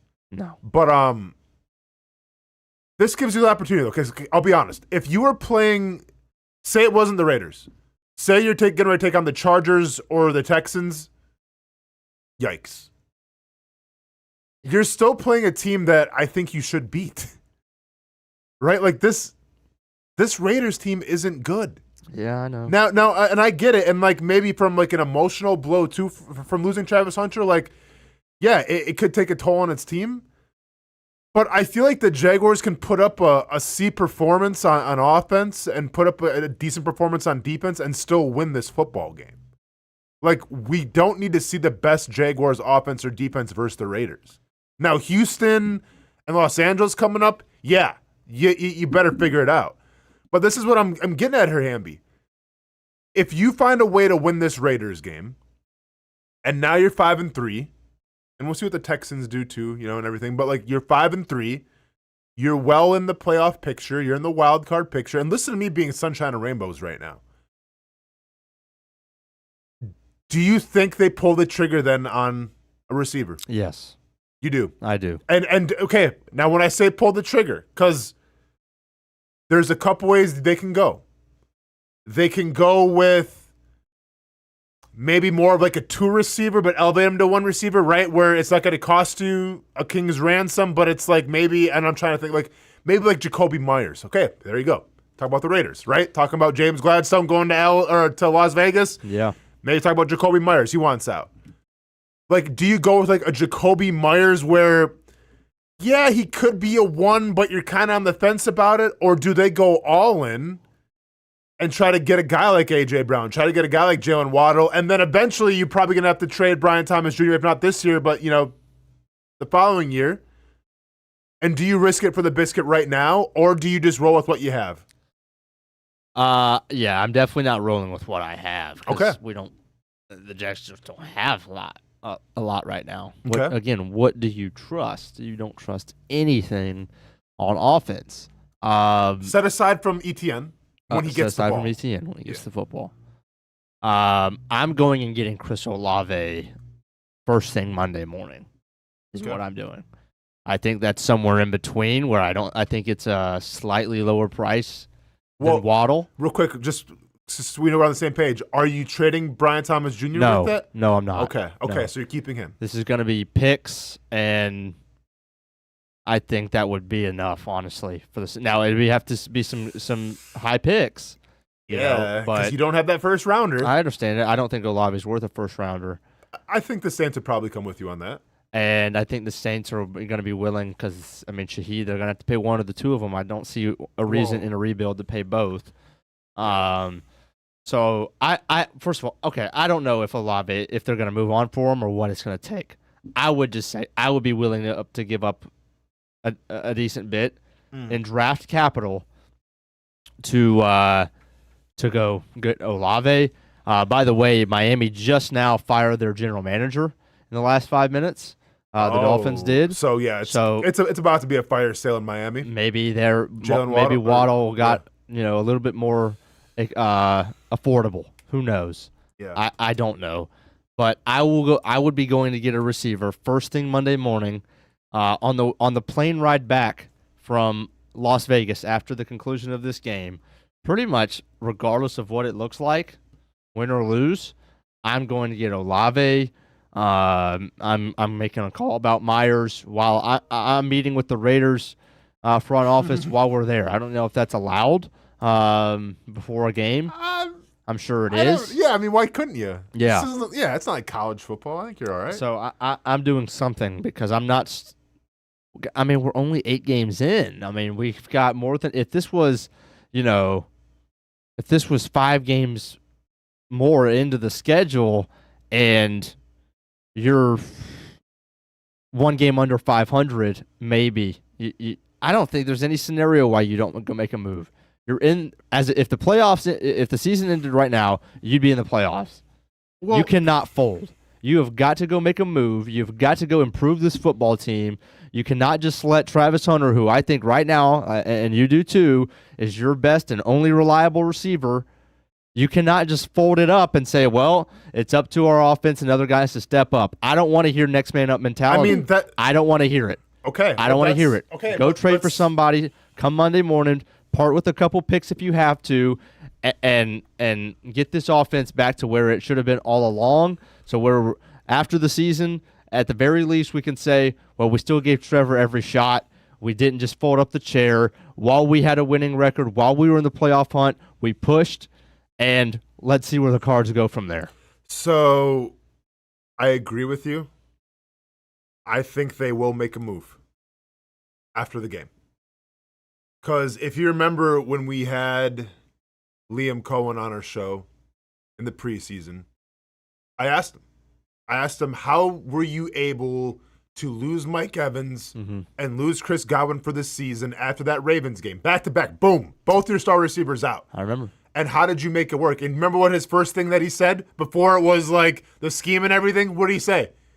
He said that, well, I wanted to get some wide receivers that we could trade for, but nobody was going for it. Mm-hmm. Now, I get it. You're an offensive coordinator in the situation. You aren't the guy calling the shots. You're not the GM. You're not the head coach, right? He was able to make it work in Tampa with Bucky Irving and a solid offensive line and all that stuff. And eventually Mike Evans comes back and they have success. Baker reaches a new level of play, and the rest is history. If that's what he was thinking in that moment with Tampa, what they had at their disposal, still a solid offensive line, Bucky Irving was kind of coming to his own. Imagine what Liam Cohen's thinking right now as the head coach of the Jacksonville Jaguars. Mm-hmm. He has to get somebody. That's his personality, I feel like. Right? Like, keep in mind, he was brought here more than yes, to win a Super Bowl, obviously, and win games. But, like, he was brought here to help develop Trevor Lawrence. Mm-hmm. The front office saw what happened with Baker Mayfield, how he took another step forward in his career, and it's like, we need that for Trevor. You can't justify helping out Trevor Lawrence with what you have right now. And once again, this isn't Trevor. It's not Trevor's fault that Brian Thomas Jr. regressed, right? It's simply not. Mm-hmm. And Trevor Lawrence isn't responsible for the drop balls. Like, that's fair. And you know how I feel about it, right? There's both sides to Trevor Lawrence. But we can all sit here and say right now, we would feel much better if they got somebody else for Trevor Lawrence to help elevate him. Absolutely. So if that's, hey, it's obvious, then yeah, you have to go make a play. Now, whether you go Chris Olave, okay, well then keep in mind, you're going to have to go get him. That's fine. It's going to cost some capital, probably a second-round pick, some future picks, whatever. You have to give him a new contract, so there'll be negotiations. You can franchise tag him for whatever the case. If you want to get Jalen Waddle, I mean, this dude just signed a new contract, did he not? Because he's making some money. He's getting paid. He's making a lot. Waddle right now is making, he just signed, let me see here, what we got. Okay. So in 3 for 85. 3 for 85. So 26, he'll be making 11 million, but then it goes up to 27 to 28. He'll be making 33 million. No thanks. And 27. No thanks. That makes him one of the highest paid on a year, like on an average, like on a yearly basis. He's one of the highest paid wide receivers in the league, huh? I didn't even know that. I mean, yeah, he's in the top 10. I think he's in the top 5. Hamby. Now I have to look that up. I know. Oh, I know. There's so much going on right now. Please bear with us, everybody. So, I mean, you could go Waddle. I guess he's not because, no, he's not surpassed 30 million. There's 10 guys over 30 million. Okay, wow. That kind of, okay. So he's not in the top 10. No. But you hit that 30 million mark and it's like, yeah. You know? Okay, so you had to pay him 30-something million or whatever for Waddle. Okay. You can go Jacoby Myers. Do you feel confident with him being able to elevate everybody? Well, no, not necessarily. Yeah. Just because I don't watch a lot of Raiders football. So here's the thing, which, yeah, okay. But at the same time, I know that he has had continued success and consistent success with some bad quarterbacks. Mm-hmm. So anybody helps. Like if they got Jacoby Myers right now, I don't know a whole lot about Jacoby Myers. I'd be ecstatic because you went out and you did something. And I know this guy's had like I said, a lot of success with bad quarterbacks. So why not? He's making $11 million per year right now. Yeah. Yeah. Yeah. I mean, something's got to be done, right? I think we're all in agreement here. Like, I think it's going to be very telling if there's a trade doesn't get made or if you don't go after somebody by the deadline. Then I feel like you're almost okay being stagnant, right? Because it would be one thing if this offense has showed you, like, okay, we have the capabilities to put up 30-something points a game and we'll be all right. And we haven't seen that yet. And now we're about to, hopefully see this without arguably your best wide receiver. Yeah, it sucks, man. Unreal. Do we know what happened to Brent? Did Brent just get the bat signal and he's gone? No, he had to do something with. It was that time. All right. Well, I mean, you want to reset here, Hamby? Yeah, we should. I mean, I was getting pumped up to show the Coastal Carolina glow-in-the-dark jerseys, and now it just seems like I don't care anymore. Like, who cares about jerseys? You got your unicorn might be out for an extended period of time. This is unreal, man. Hey, it's the Jaguars experience, man. Here's all the stuff that we were planning to talk about. Here's all the stuff that we won't touch today. That we're not gonna. Oh, there's baseball. Who cares? Yeah. Turmoil in not Baton like Rouge. World Series Game 6 tonight. I know, right? Not like the stuff out of Baton Rouge is not the wildest kind of like make a documentary ASAP stuff. See, I am kind of curious about that because was it you or did Brent send that article? He sent it, but I've I'm gonna be honest. I didn't like. I saw. I think it was like 25 pages in that. It was long, and I thoroughly enjoyed reading it. See, I was in the gym, dude. I can't read 25 pages, so I'm gonna need some cliff notes. I'm gonna need a summary. I might have to wait till of the turmoil that's happened in Baton Rouge. Sounds like a Monday show. Okay, fine, we'll see. But when we come back, hopefully we'll have Brent back. We'll see if we hear anything latest with Travis Hunter. Get Brent's thoughts and opinions on what the Jaguars need to do now in terms of the trade deadline.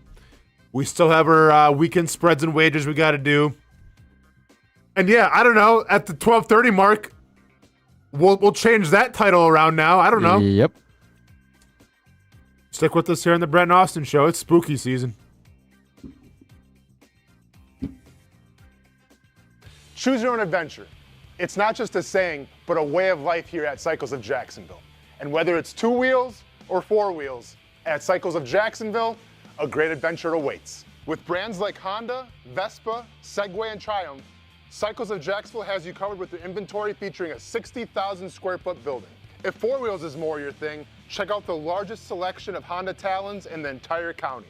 No matter what you're looking for, Cycles of Jacksonville is going to have the selection you need, all with great financing and rebates. Plus, if you're active duty military, Cycles of Jacksonville will offer you 0% financing along with great discounts for military and first responders. And when you want to get off the road and set sail, Cycles of Jacksonville has you covered with everything you need to get on the water. So if you're ready for a great adventure, let Cycles of Jacksonville be your guide. Located off Atlantic Boulevard, or check out their website at cyclesofjacksonville.com.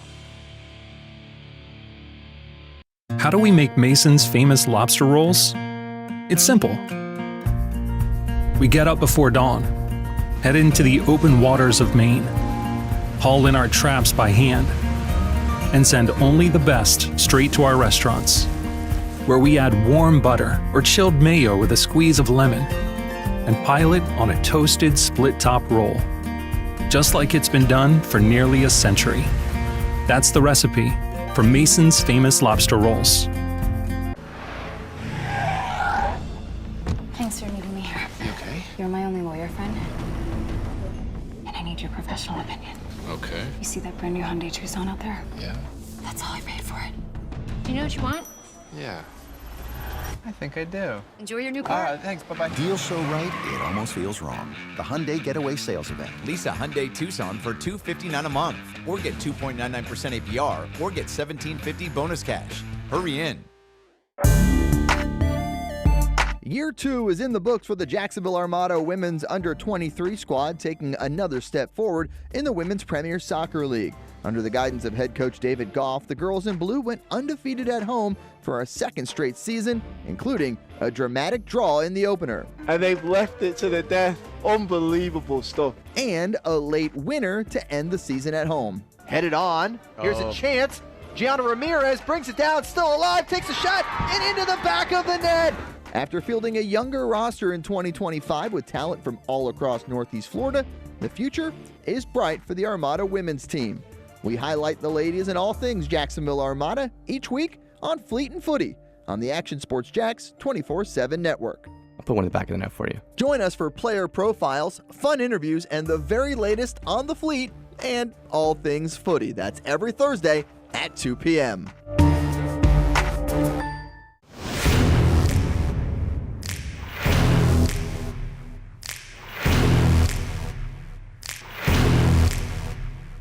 Grab some friends and go to a restaurant or head out for a drink and some conversation. Watch your favorite team play on the big screen. Or how about play some games? You can do all of that in one night at Best Bet. Each location has a different vibe, its own personality, like here at the original Best Bet in Orange Park. When you walk through these doors, everybody knows your name. And here in St. Augustine, it's the newest location. Play some poker. How about the table games? And don't forget about Ace's Sports Bar and Grill. And then there's the Jacksonville location right here on Monument Road. It's the biggest poker room in the state of Florida. Maybe you'll find yourself a seat right here at the final table. Best Bet, where you can have the best of times. And that makes you always go home a winner. Try any of the 3 locations, and you can always visit bestbetjax.com. Putting your needs first. It's the backbone of how First Florida Credit Union does business.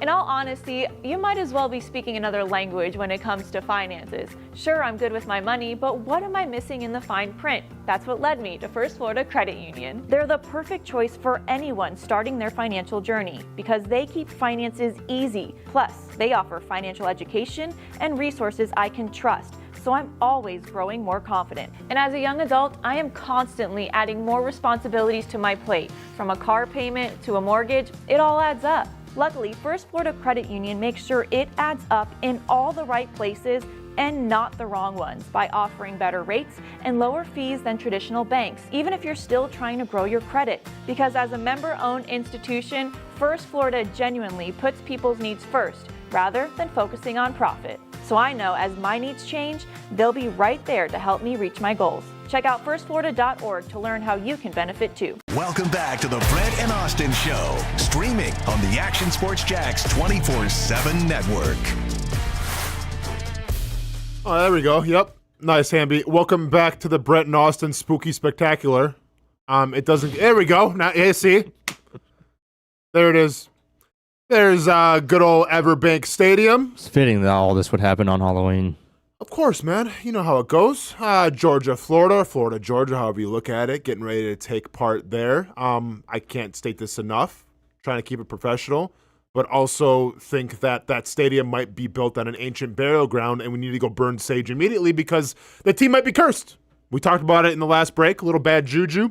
In case you're joining us now, Travis Hunter has been put on IR, going to be out for 4 weeks, and according to Liam Cohen, when asked if he sees him coming back for the postseason run, if they do make a run, it remains to be seen. I forgot what the exact quote was, but they're still trying to evaluate that, I think was the exact quote.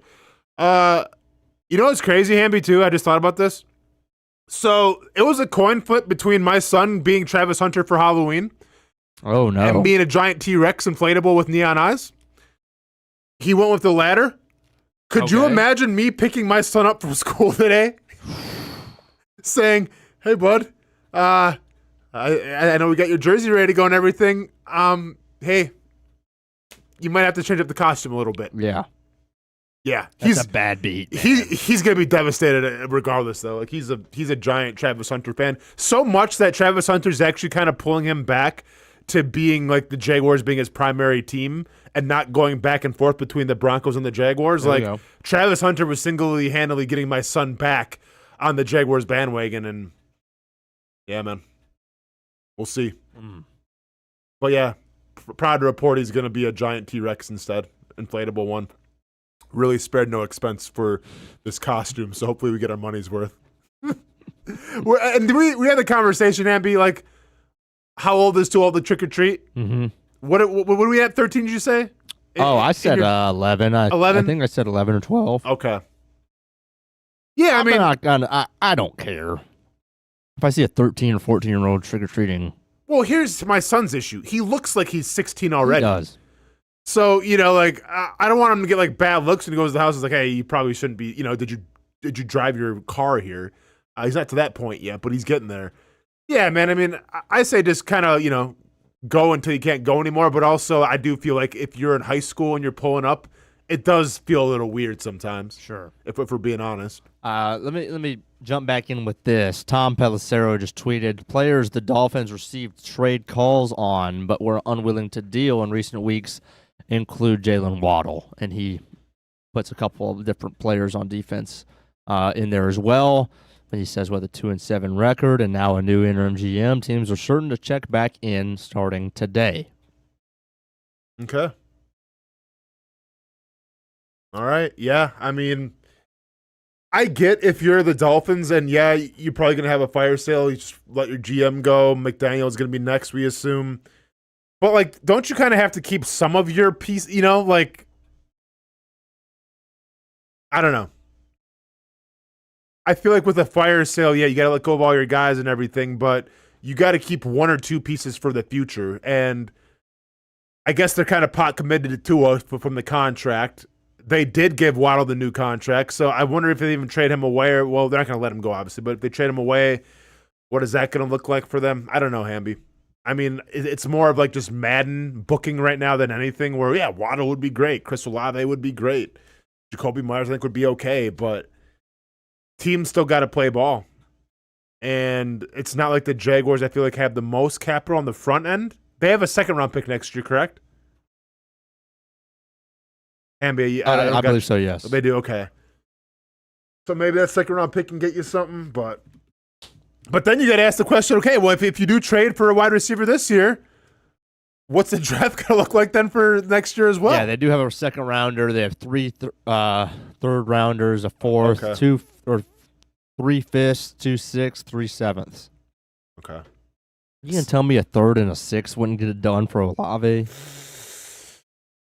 I don't know. He doesn't deserve anywhere close to. I mean, he's not worth a second-round pick. Okay, well, let me ask you this. Would you trade a third and a sixth right now if a team came offering for Brian Thomas Jr.? No, but I'm not in a rebuilding team. That's garbage, and I don't have to pay him next year. True, and he's obviously a lot younger too as well. But I don't know, man. Like it's like I would said, accept that if I was the Saints. Okay, but if you're a rebuilding team, like yeah, you have to get new pieces and everything, but you still need to keep a foundation. I get it, but I feel like Chris Olave is kind of part of that foundation. Like him, Cam Jordan, just make sure Alvin Kamara, the foundation. No. Has Rashid Shaheed showed you enough to be like the go-to wide receiver? No, and I'm but sure you haven't watched a lot of Saints games, but like to me, Olave is much more dependable when he's healthy. I get it. Which is why he has more trade value. Okay. Wait, so you're saying what would you get Shaheed? Probably not. Okay, there you go. I need a possession guy. And once again, I see there's football. been rumors of A.J. Brown. I have a hard time believing the Eagles with where they're at right now, top of their division, one of the top teams in the NFC. Hey, let's just go ahead and trade our best wide receiver away because he doesn't like it right now. Like, no. It's not how the game's worked.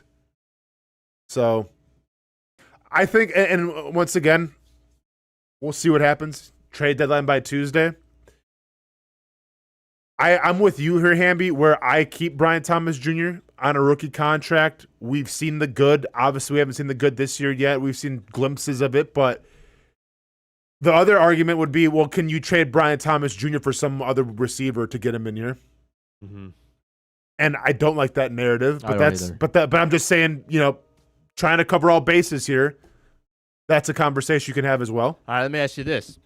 For this game specifically for the Raiders, if you could, how many pass attempts, if you could scheme it, if you're Liam Cohen, how many pass attempts for Trevor, and give me the target share for each of the Jaguars' weapons. So if you're talking about, this has to be a run-heavy game plan now. Sure. This has to be a run-heavy game plan. And if you're asking me how many passes I want to see Trevor Lawrence have, okay, so here's what's all going into my criteria. I don't see the Raiders offense just torching the Jaguars defense. No. Even losing Travis Hunter, like Brock Bowers scares you. Jacoby Myers, okay. Genty, sure. Geno Smith does not scare me at all. Right? Like, I think this could be a low-scoring game. So if you can control the clock, you run the football, you stop the run with Ashton Genty.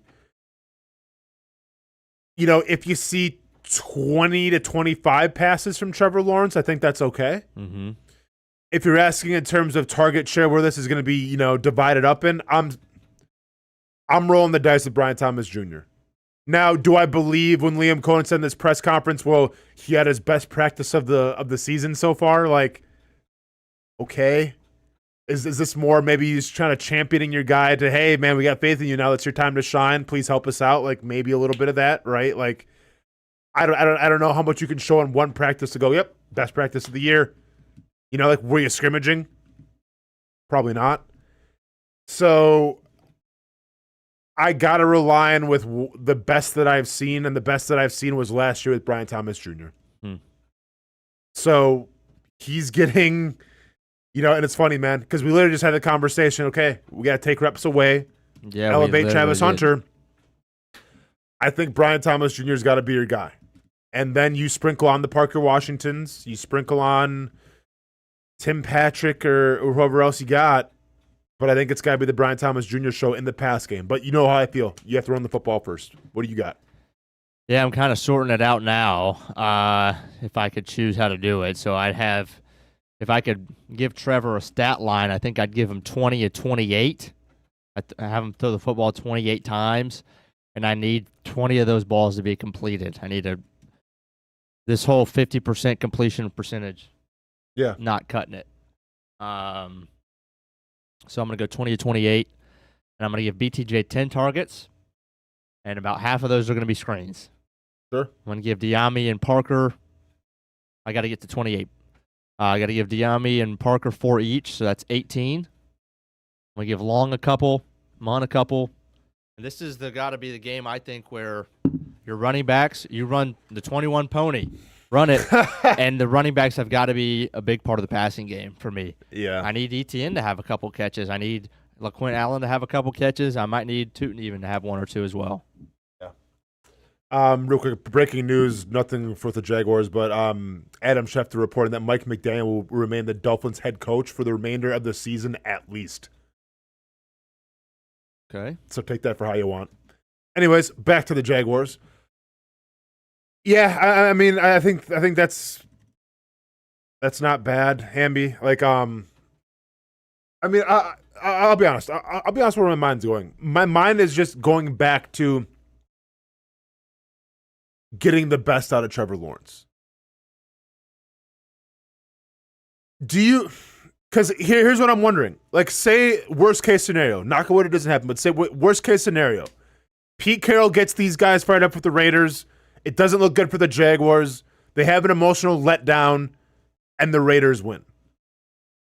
If you're talking about that then, which, by the way, even if you do lose to the Raiders, you got the Houston Texans, you have the Chargers. Like, it's still, and we talked about this yesterday a little bit, it's still out ahead of you where you can shore up some wins and still, you know, hit that wild card up, at least, if not a division. Play the Colts twice still. Yeah. You know how I feel about Trevor. I think we know how a lot of the fan base feels about Trevor. I think I know how you feel about Trevor. How do you think Liam Cohen and company feel about Trevor Lawrence? Because here's why I asked that. I think it's going to be telling if they give up some draft capital to get that wide receiver 1 on this team by Tuesday. Mm-hmm. I think it's going to also be telling, regardless if you beat the Raiders or not, I think it's going to also be telling if they don't make a move for a wide receiver and then they roll with what they have.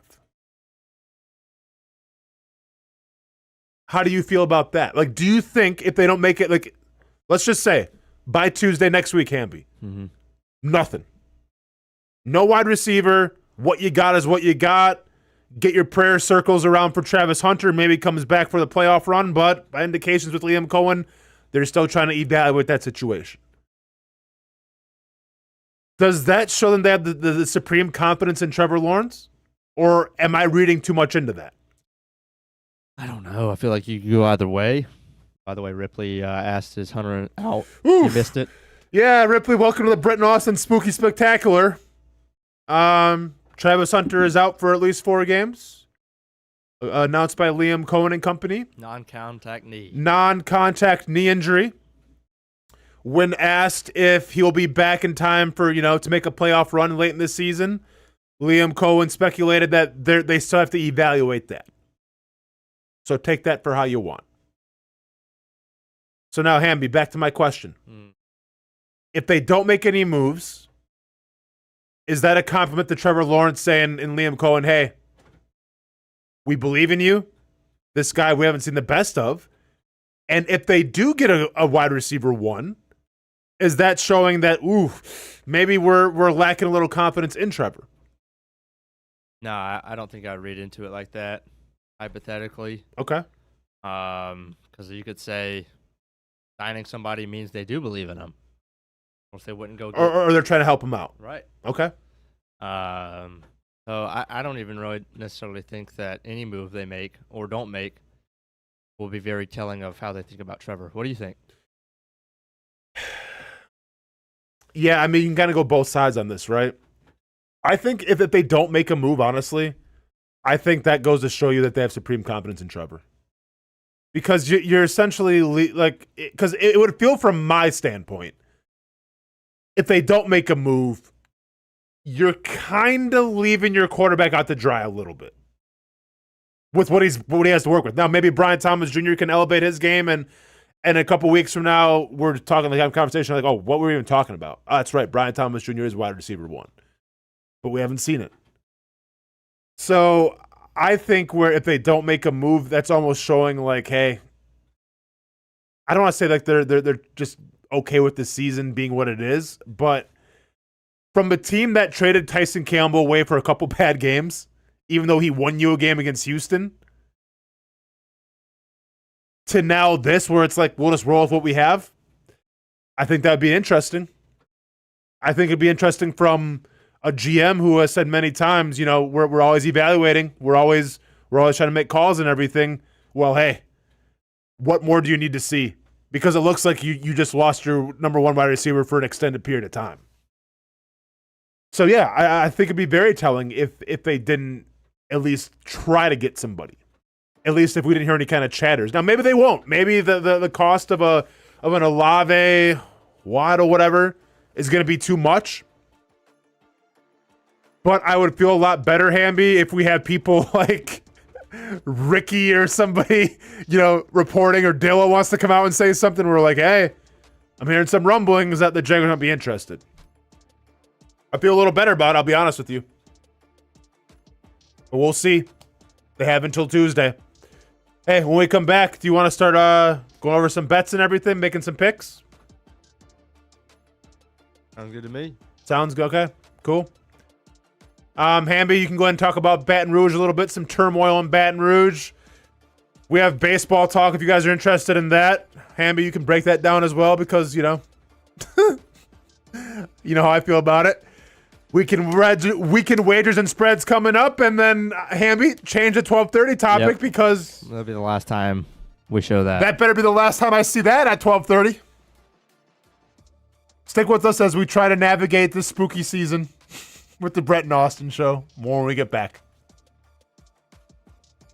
When it's time to get a new car for anyone in your family, just remember, nobody but Nimnick, the #1 Buick GMC dealer in Jacksonville. Get the latest price breaks on 2023 and 2024 models or the newest 2025 vehicles in the showroom on Phillips Highway or shop online at NimnickBuickGMC.com 24 hours a day. GMC Sierras, Yukons, and the redesigned Acadias, or get the all-new redesigned line with Buicks. It's nobody but Nimnick, and part of the reason why is this is a first-class buying experience here at Nimnick Buick GMC. You're not just a customer, you're a friend. This is about getting a vehicle that best fits you and getting you on the road, and also helping you and your family down the road. Nimnick has a treating you right guarantee, courtesy, respect, fairness, and most Buicks, GMCs, and Jacksonville's only Car Bravo dealer, nobody but Nimnick. Who has put in the most years and stands behind a better experience? Nobody but Nimnick GMC. We are professional grade. If you look good, you feel good. And the medical professionals here at Ponte Vedra Vein and Aesthetics are here to make you feel your best. I'm on camera every week, and I have a confession to make. I'm not always confident in my appearance. Can you see my dark circles? Is my makeup highlighting my fine lines instead of covering them up?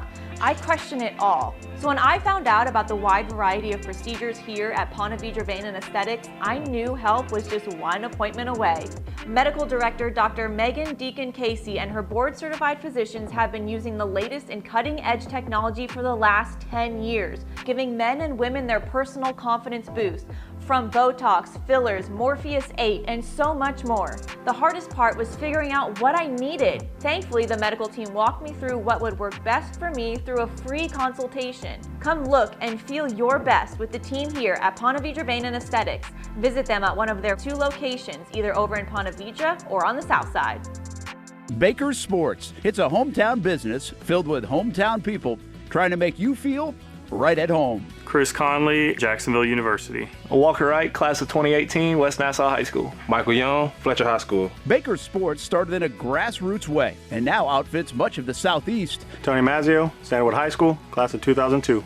High school sports, travel sports, youth sports of all kinds. They are a one-stop shop carrying Nike, Adidas, Under Armour brands, and more. Vincent Caldes, Oakleaf High School. Samuel Coffrin, Paxton School for Advanced Studies. Whether it's sports teams on the field or it's your team in the workplace, like our Action Sports Jacks team, and community events like the Dream 18 Golf Tournament, and many others. Cole Tilley, Hilliard High School. Reagan Webb, Eagles View Academy. Look good, feel good, play good with Baker Sports. Custom sports apparel since 1997. Shop with the hometown team at bakersport.com.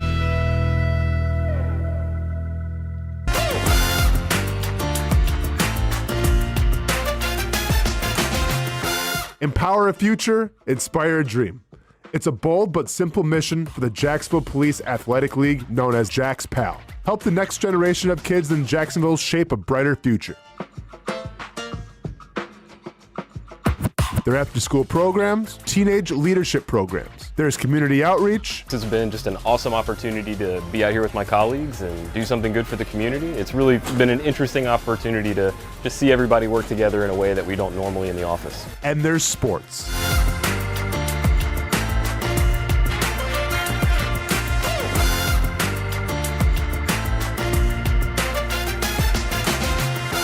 There are also ways you can help the next generation with a donation of any kind. Just visit jaxpal.org to get more information. Empower a future, inspire a dream with Jax PAL. Most of us know how to throw.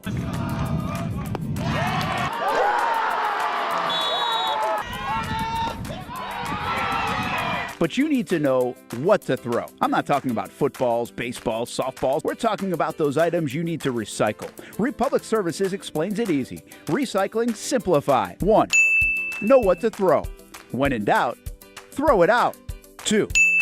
Empty, clean, and dry those materials. It takes an extra minute, but it makes a big difference. And 3. Don't bag it. This makes the recycling process faster and more efficient. This is a look at the Republic Services North Florida Recycling Center. You can make this process even more efficient. By utilizing those 3 steps, Republic Services can help you become a better recycler in your home. Learn more at recyclingsimplified.com.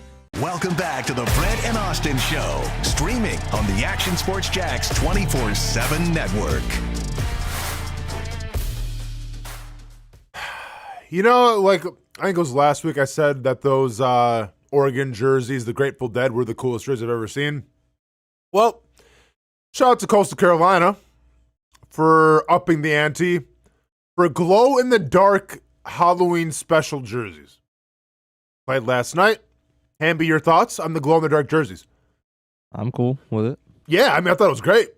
I can't believe it's ever been done before. Maybe it has. Just didn't see it, I just haven't seen it highlighted, but I thought that was really cool. Did they win? I don't know if they won last night. Wasn't really following it. But no idea. Yeah. I think that's one of the coolest uniforms I've ever seen. Really cool. Yeah. You wear them? Yeah, because like if you actually see them like not lit up, they still look pretty cool. It's kind of like a graffiti, kind of like splash paint type of jersey that they had. Thought it was really cool. Yeah, I would definitely rock those, man. They did win. They did win. All right, so there you go. If I was at Coastal Carolina, I'd be pretty stoked on those. Yeah.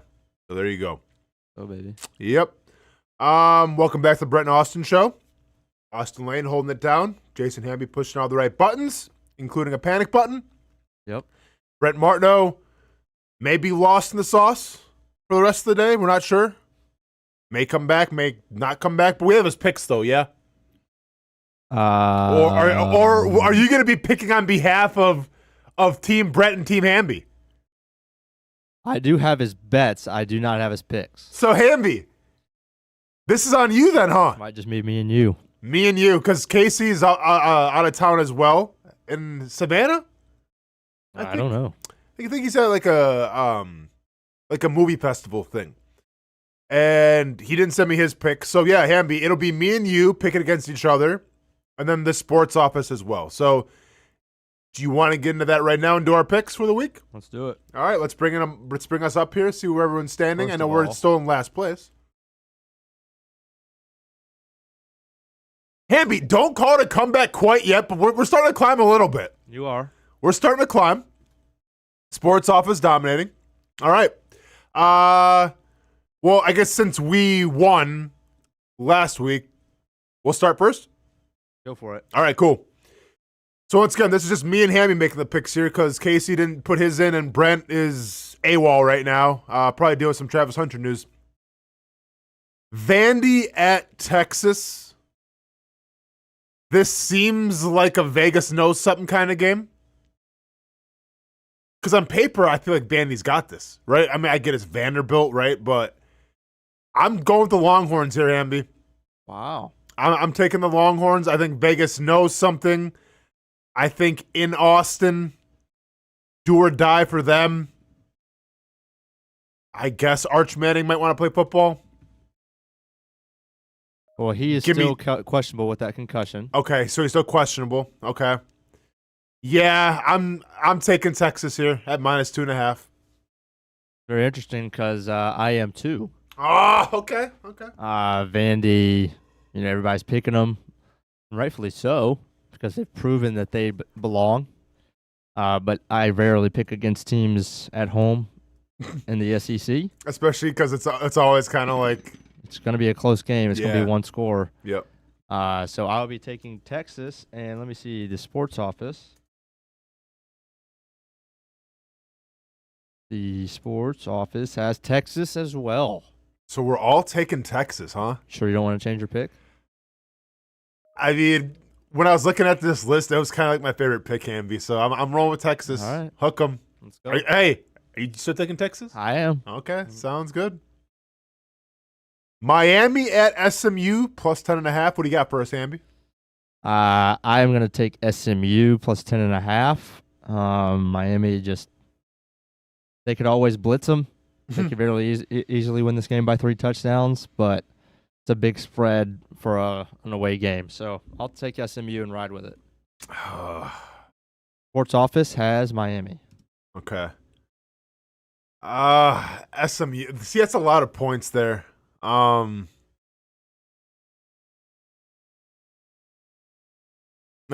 take Miami. I don't like that one, though. I do not like it. Because how do you feel about Carson Beck's been playing, Hamby? He hadn't played well the last 2 weeks. Amazing for a guy that was kind of in the Heisman conversation. Well, I mean, I feel like everybody who's ever been in it this year has at one point or another struggled. So true. Okay. He's going to have one of those games. He did the same thing at Georgia last year. Yeah.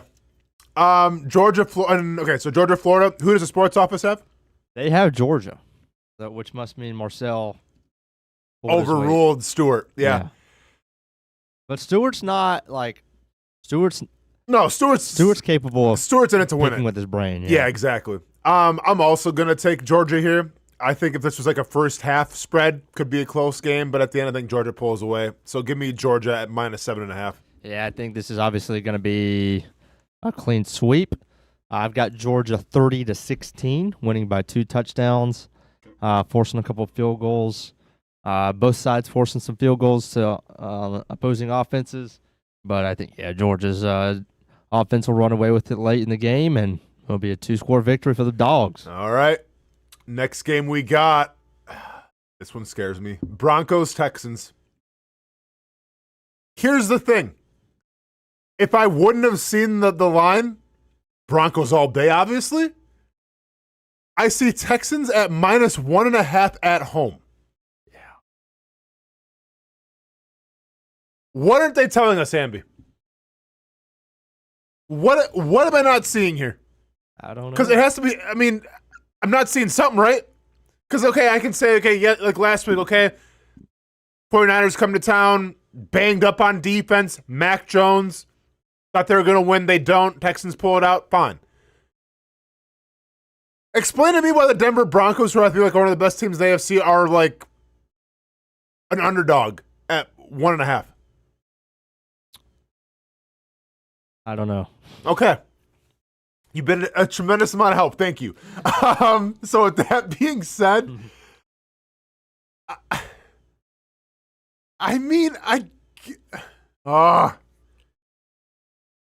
taking the Broncos. How can I not? Like, I get Vegas knows something, and I guess I don't see it. I don't know if Bo Nix is not playing or something, but like, I gotta take the Broncos. All right, we're going to be the contrarian on this. Good. Try to pick up a game. Do it. We'll go Texans. And the sports office has? They have the Broncos. Yeah. Okay. Colts Steelers. We did this kind of last week where the Steelers were +3 against the Packers. And we took the Steelers and were wrong. I think y'all took the Packers and were right. I don't know, man. I would so much of me just thinks a team cannot continue to do this on the road. Dude, I'm with you. Like at some point in the season, playing a decent at football some team, point the NFL's gonna NFL and they're gonna get just gonna get beat. Yeah. I'm with you. I mean, I'm with you. And also I could see the Colts winning by 20. You know, like I don't know. Yeah, I could see. Yeah, I don't know if the Steelers are worthy of trust. Mm-hmm. What do you got, Hamby? Give me the Colts. Do I pick against the Fighting Carly Ursay's? After your whole monologue about her. Oh, I know, man. Praises this week. I know. You even put out a video on Twitter this morning. By the way, Twitter. Why am I verified on Twitter all of a sudden? So I have a blue check mark now on Twitter. Did you? Hey, what do you think? No, I didn't pay for anything.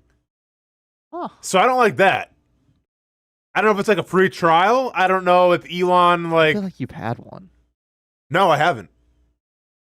No, because I refuse to pay for it. But now I have one. It's free. As far as I'm concerned, I'm going to check my bank account when I get home. Anyways, we'll take this. Listen. Yes, I'm all for the Fighting Carly Ursay's. You're traveling to Pittsburgh, which I feel like is in desperate need of a win. At some point, I feel like the Colts got to take a step back. And if they win this game by 14 or more, then guess what? They might be your Super Bowl darlings. Like, I don't know what else to tell you. Steelers, +3. Okay. Last game. Let's see if the line is still that right now. I bet the line isn't that anymore. Regardless, we're going with what it is. Okay. What you got?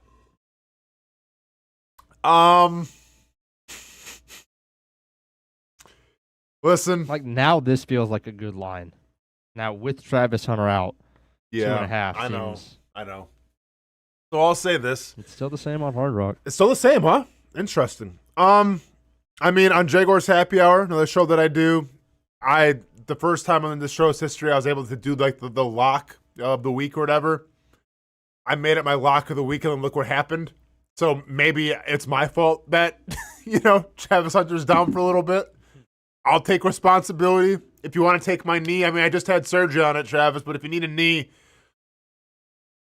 let's get Kaplan in here to do some kind of crazy inventive surgery where you can take my stuff out of my knee and you can get, and you can get yours. But if we can't do that, I'll still roll with the Jaguars. I'll take the Jags at +2.5. I don't feel good about it at all. But this is business. And I locked it into the other show, so I feel like I can't go against it now. This is my bed. I'll sleep in it. Hamby? Yeah, I'm going to ride it too. I can't pick against them against a bad football team. Do you think Brent would ride against them? I don't think so. I think Brent would still have the Jags. Really? Because he rode against them pretty hard against the Rams. That's the Rams. That was a more Stafford thing. Okay. All right, so you're taking the Jaguars. What sports office have? They got the Jags. I kind of want to go contrarian just to, No, let's this is us trying to put some better juju on the team, I think, by all taking the Jaguars. So you know how that's going to turn out. Mm-hmm. Raiders by 17. Can't wait. Oh, those are our picks. A lot of the same picks this week came in with us, huh? We're kind of on the same page with them. I mean, yeah. we had the Steelers Miami, different in SMU, Miami. Yeah. Bronco. We got 3 different. Oh, 3. Okay, sorry, the Broncos Texans. Yep. I mean, Hamby, once again, I don't want to like speak this into existence after the day that we've been having. Mm-hmm. If the Texans somehow win that Broncos game, are we in full panic mode? Yes. Okay. And we lose? Or just if they win and we win? Honestly, I don't care what happens in the Raiders game. If the Texans win, are you in panic mode? Probably. Going to Houston? Yeah, I'm a little bit of panic mode too as well. All right, Bo Nix, do your thing with Sean Payton. Let's go.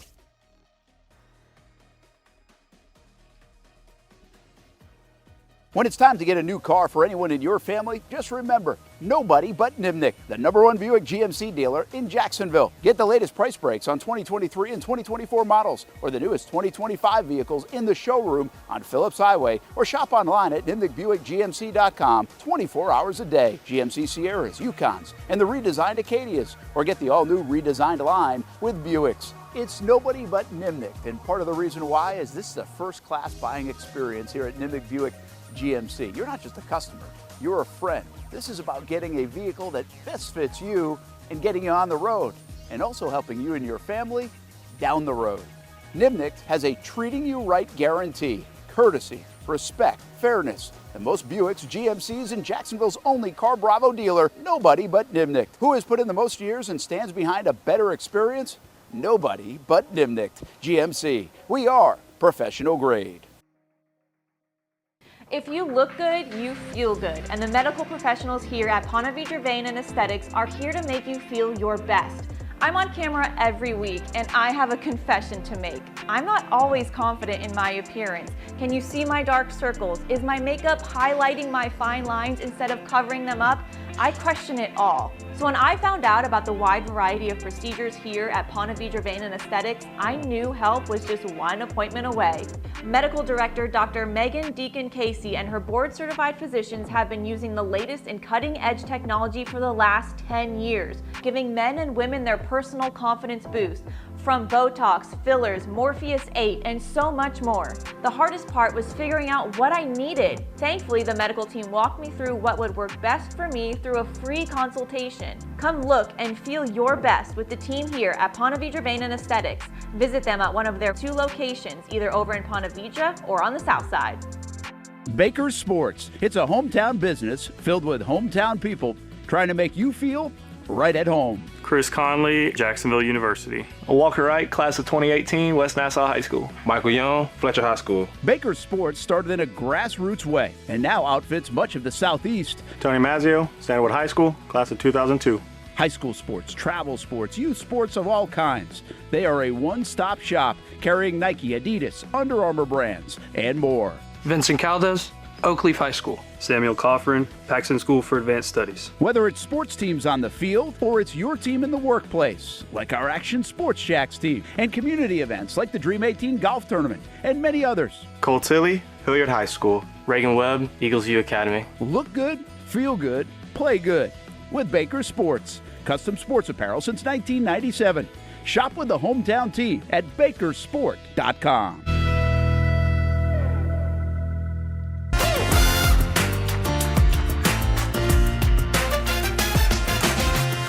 Empower a future, inspire a dream.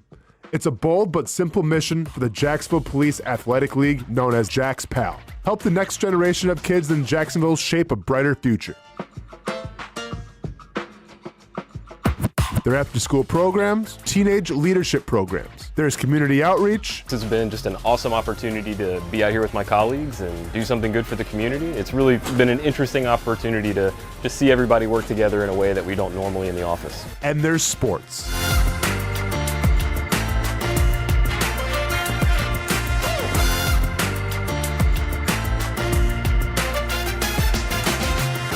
There are also ways you can help the next generation with a donation of any kind. Just visit jaxpal.org to get more information. Empower a future, inspire a dream with Jax PAL. Most of us know how to throw.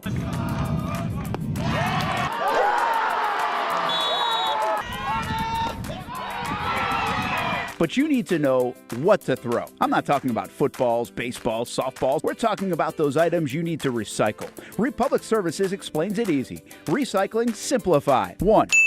Know what to throw. When in doubt, throw it out. 2. Empty, clean, and dry those materials. It takes an extra minute, but it makes a big difference. And 3. Don't bag it. This makes the recycling process faster and more efficient. This is a look at the Republic Services North Florida Recycling Center. You can make this process even more efficient. By utilizing those 3 steps, Republic Services can help you become a better recycler in your home. Learn more at recyclingsimplified.com. Welcome back to the Brent and Austen Show, streaming on the Action Sports Jags 24/7 network. Hamby, we disagree on a lot of things on this show. Can we both agree that Myles Garrett is by far the best defensive player in the National Football League right now? Yes. Okay. That's pretty low. That's low-hanging fruit, right? Mm-hmm. Well, there's been some speculations and everything with Myles Garrett. Not happy in Cleveland. Rightfully so. Anytime you put up 5 sacks in one game and you lose, I'd be a little bummed as well. Now, keep in mind, he did take the money, right? He got this new contract and everything. But there are reports that there were some teams willing to at least try to ask if the Browns were interested in Myles Garrett. Did you hear what the asking price was or what the teams offered for Myles Garrett? I have not. Not 1, not 2. Oh, boy. But 3 first-round picks. Yeah, I don't think anybody has that. Well, I mean, it would be like, consecutive years. Would you do it? If you're Cleveland, would you do it? Yes. If you're a team that's a playoff caliber team that needs a pass rusher, would you do it? No. No. But you'd do it if you're Cleveland? You'd trade him away? Absolutely.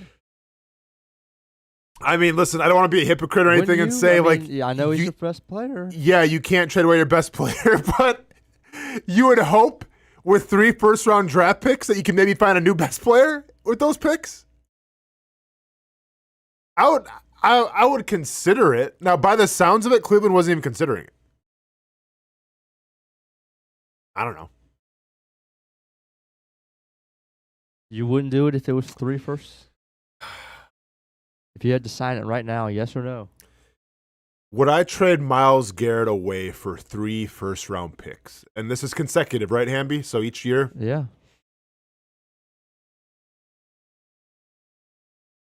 I mean, I think I would, yeah. I don't know. I mean, it depends. Like, okay, so if I'm the Cleveland Browns, right? Like, let's have the honest conversation. Do you see the Cleveland Browns making a playoff run the next 3 years? No. Yeah, No, I do not. Probably not. So, yeah, to answer your question, I would probably do it. I get that contract off my books. You want to talk about like starting from the ground floor? Like, that's what I'm doing there. Now, do I trust the GM? Do I trust drafting? Well, not really. What has Cleveland showed you in the draft the past decade? That's going to make you feel good about it. But if you have a chance to do it and you do it right, like, yeah, that could reinvigorate your franchise for the next decade, Hamby. Absolutely. But I don't know. I mean, listen. Like, let's look at it like this: is Myles Garrett winning you games right now? Nope. Dude literally had 5 quarterback sacks. Did everything he could, and you still can't win. So if that's the conversation that you're having, then yeah, and you know how I feel about trading your best player away, but my big argument to that would be, well, we're getting 3 first-round draft picks. We better find our best player in one of those drafts. There you go. So yes, I would do it. Okay. Clip it, do what you have to do, but I would probably do it. I'll remember that. Yeah, I think I would do it, man. But yeah, I mean the quarterback sucks, yeah, for sure. See, with that, could you somehow parlay those picks into a legitimate quarterback? Who knows? Like that's what they need, right? Like we'll see if Dylan Gabriel's the man. You have Shadir Sanders every year. I know you have Shadir Sanders. We don't know what that. I don't know, man. It's the same story every single year with the Cleveland Browns. Disaster. But yeah, 3 first round. I'm just trying to think about 3 first-round picks right now. Mm-hmm. What do you, and once again, not going anywhere. This is for the exercise, everybody. Okay, not going anywhere. Here we go. Want them here. What would a guy like Trayvon Walker you think fetch you? And also, do you think Trayvon Walker or Josh Hines Allen would fetch you more? I think Trayvon would probably get you more. Just from the age? Yeah. Yes. What do you think he would fetch you? Once again, he's not going anywhere. I want him in Jacksonville. This is just for I'm just trying to put him compare him to Myles Garrett and everything. Yeah, I'm not really good at this. The Sure. whole trade. But if I had to go off the top of my head, I'd say a first and a second. For Trayvon, okay. Okay. Yeah, I mean, You honestly, think that's too much, don't you? I do. Mhm. I do. I think you can make an argument and say for a first. But once again, and you know how I feel about this, Hamby, back when it was Yannick Ngakoue, when it was Dexter, who was it? DeMarcus Lawrence. Mm-hmm. And I forgot who the third guy was that was in that group. Whatever. There's 3 guys. And necessarily didn't really have 12, 13, 14 sacks per se, but you saw potential, and that netted you a lot of value. I feel like now the NFL is shifting more towards you got to have quarterback sacks. If you want to get the new deal, if you want draft capital coming your way, your guy better have the numbers to back it up. Now, Trayvon Walker, in terms of consistency, his first year was kind of whatever. Back-to-back plus 10 sack seasons, I get it. Right. This year, we'll see with the injury and everything. I bet he would fetch you a late first rounder or be an early second. That's where I see it. And obviously, from where you drafted him at number 1 overall, it wasn't obviously James Gladstone that did it, but you're not getting good value on that return, and obviously he's still in his rookie contract. I was just wondering how you felt about it. Imagine Myles Garrett to the Detroit Lions. Yeah, that would be insane. I'm going to read a couple comments. Yeah, let's go to the comments, man. With Travis Hunter, this is from Kilkenny. With Travis Hunter and Tim Patrick both injured, do we call up Tim Jones and or Trammell or others? I would assume they're going to call up a receiver. Yeah, someone's getting called up for sure. Probably Tim Jones. I think. Do you have to call up a corner? I don't know. I don't know how. I guess you don't have to call up a corner. I think in the press conference, Liam Cohen said numbers-wise, at least, they're good on corner. Okay. So then, yeah, you're going to elevate a wide receiver. Somebody said Thomas something. I don't know the last name. Said, anybody know why we wouldn't show any interest in Tyler Lockett? Would have been handy with Hunter on IR all of a sudden. He just signed with the Raiders, didn't he? Literally a couple of days ago. I think so, right? I want to say he requested his release from the Titans. I'm pretty sure he just signed with the Raiders. We'll see him this weekend. So he got released from the Raiders just to go to the... I'm sorry, he got released by the Titans just to go to the Raiders? Yes, he did. Yikes. Just sign with the Raiders. Yikes, okay. Does he have home ties, hometown ties or anything? Well, no, other than playing with Geno Smith and Pete Carroll again. Okay, well, that makes... Yeah, hello. Sorry, little shook up today from the news of Travis Hunter. Yeah, well, I guess that does make a little sense. You're going to play on an offense that you're probably a little familiar with. Okay. Yeah, coulda, shoulda, woulda with Tyler Lockett, I guess. Does he help your room? Veteran, back 9 of his career, but I feel like he's played some good football. And, he was always kind of the forgotten guy in Seattle, but super dependable. Yeah, just the age. Yeah, no, the age scares you. Yeah, Mr. Hugo says Jordan Addison is rumored to be on the market. Vikings are going to have a hard time re-signing him. Yeah, and the whole thing, too, with Addison when they were, when he missed the practice or whatever, the meeting when they were playing, I think it was in Germany, that didn't go out over with the organization, which I'm not worried about. I feel like, this organization can take care of Addison. Yeah, I mean, he's going to help. Now, he's going to be in line for a new contract, and that's a guy I feel like where you're probably going to have to overpay for a little bit unless you just want a franchise tag and play that whole game. Yeah, I mean, I am a big fan of his, but you are or you're not? I'm sorry. I am. Okay. So would you probably still? Yeah, you have to. Are you paying him top 5 money, top 8 money? No. Well, you mean this is the game though, right? That's what, yeah. So you don't trust his skill set to pay him that much? Not top 5. Not top 10. Not top 10. I mean, no. No, I'm not saying you're wrong. I'm just saying like this is how the game is played. Mm-hmm. You know, like if you go after him and you have to give him a new contract, you're paying him based off of what you think he can be, not what he's shown so far. Mm-hmm. Reese Keep the Peace says, look how deep the Chiefs are at wide receiver and look how they are smacking teams around. You can't trade BTJ. You have to strengthen the room with him. Yeah. No, I completely agree with you. Now, you know what my argument's going to be with that. I think you have a quarterback in Patrick Mahomes that I don't think it matters who he's really throwing to. They're going to be successful, right? Like Rashid Rice can be out for how long? Worthy can be banged up. Smith-Schuster is still on the team. Like, it doesn't matter who he's throwing to. Like, they're going to have success. And that's just the combination of the IQ and the prowess of the wizard that is Andy Reid, and it's the benefit of having the best quarterback in the National Football League, or one of them at least. You know, Josh Allen and Lamar Jackson can have that title too, but Mahomes, in terms of resume, has done it better than anybody has done it the past decade. So that helps. But I do agree you keep Brian Thomas Jr. because the return that you get for him is nowhere close to what you got when you drafted him. No, so you're not going to sell him. Absolutely not. And Reese Keep the Peace also says he didn't even get to wear my Travis Hunter jersey to a game yet.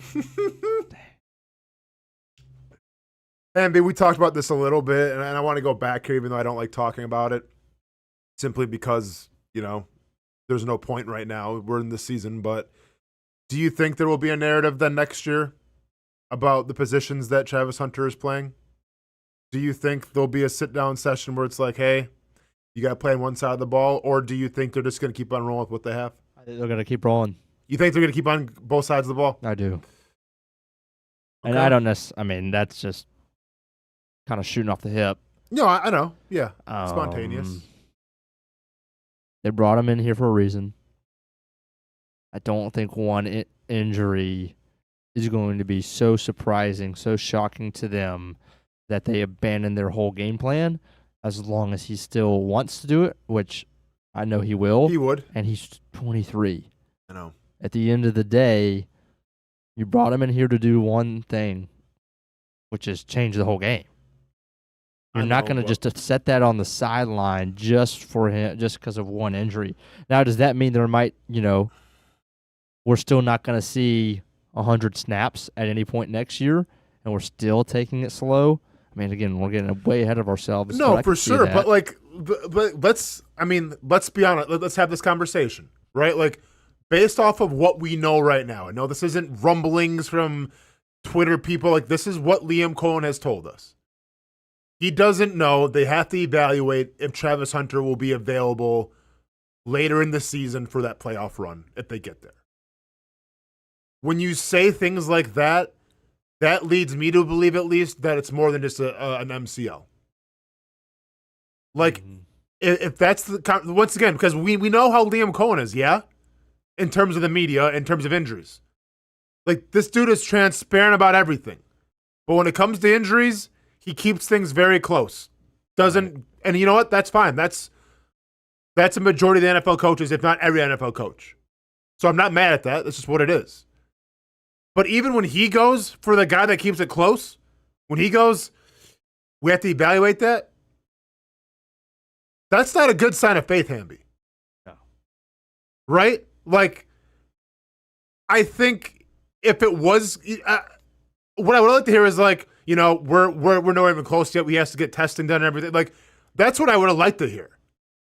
There's already been conversations of the injury that he's not coming back this year. Once again, this is off Liam Cohen, what he told us at the press conference, not what I'm seeing on Twitter and everything. So if that's the conversation that we're having, and it is a serious knee injury, which I think we all assume that it is, I mean, I don't need to tell you, Hamby, like with knee injuries, like it takes a while to come back from depending on what it is. Right. But also, I think it takes a while to get your confidence back. And you want to talk about confidence in a guy that's in the past has played both ways? I don't know. Like, I don't know if you have to lighten that load then. I mean, once again, time will tell, but this is the downside of trying to change the game, and this is the downside of having the unicorn, right? Where, you know, we talked about, okay, what's the worst case scenario? Well, you're not going to know how to use them. Media's going to go wild saying, do you play him on one side? Like, that's what I thought the worst thing was going to be with Travis Hunter.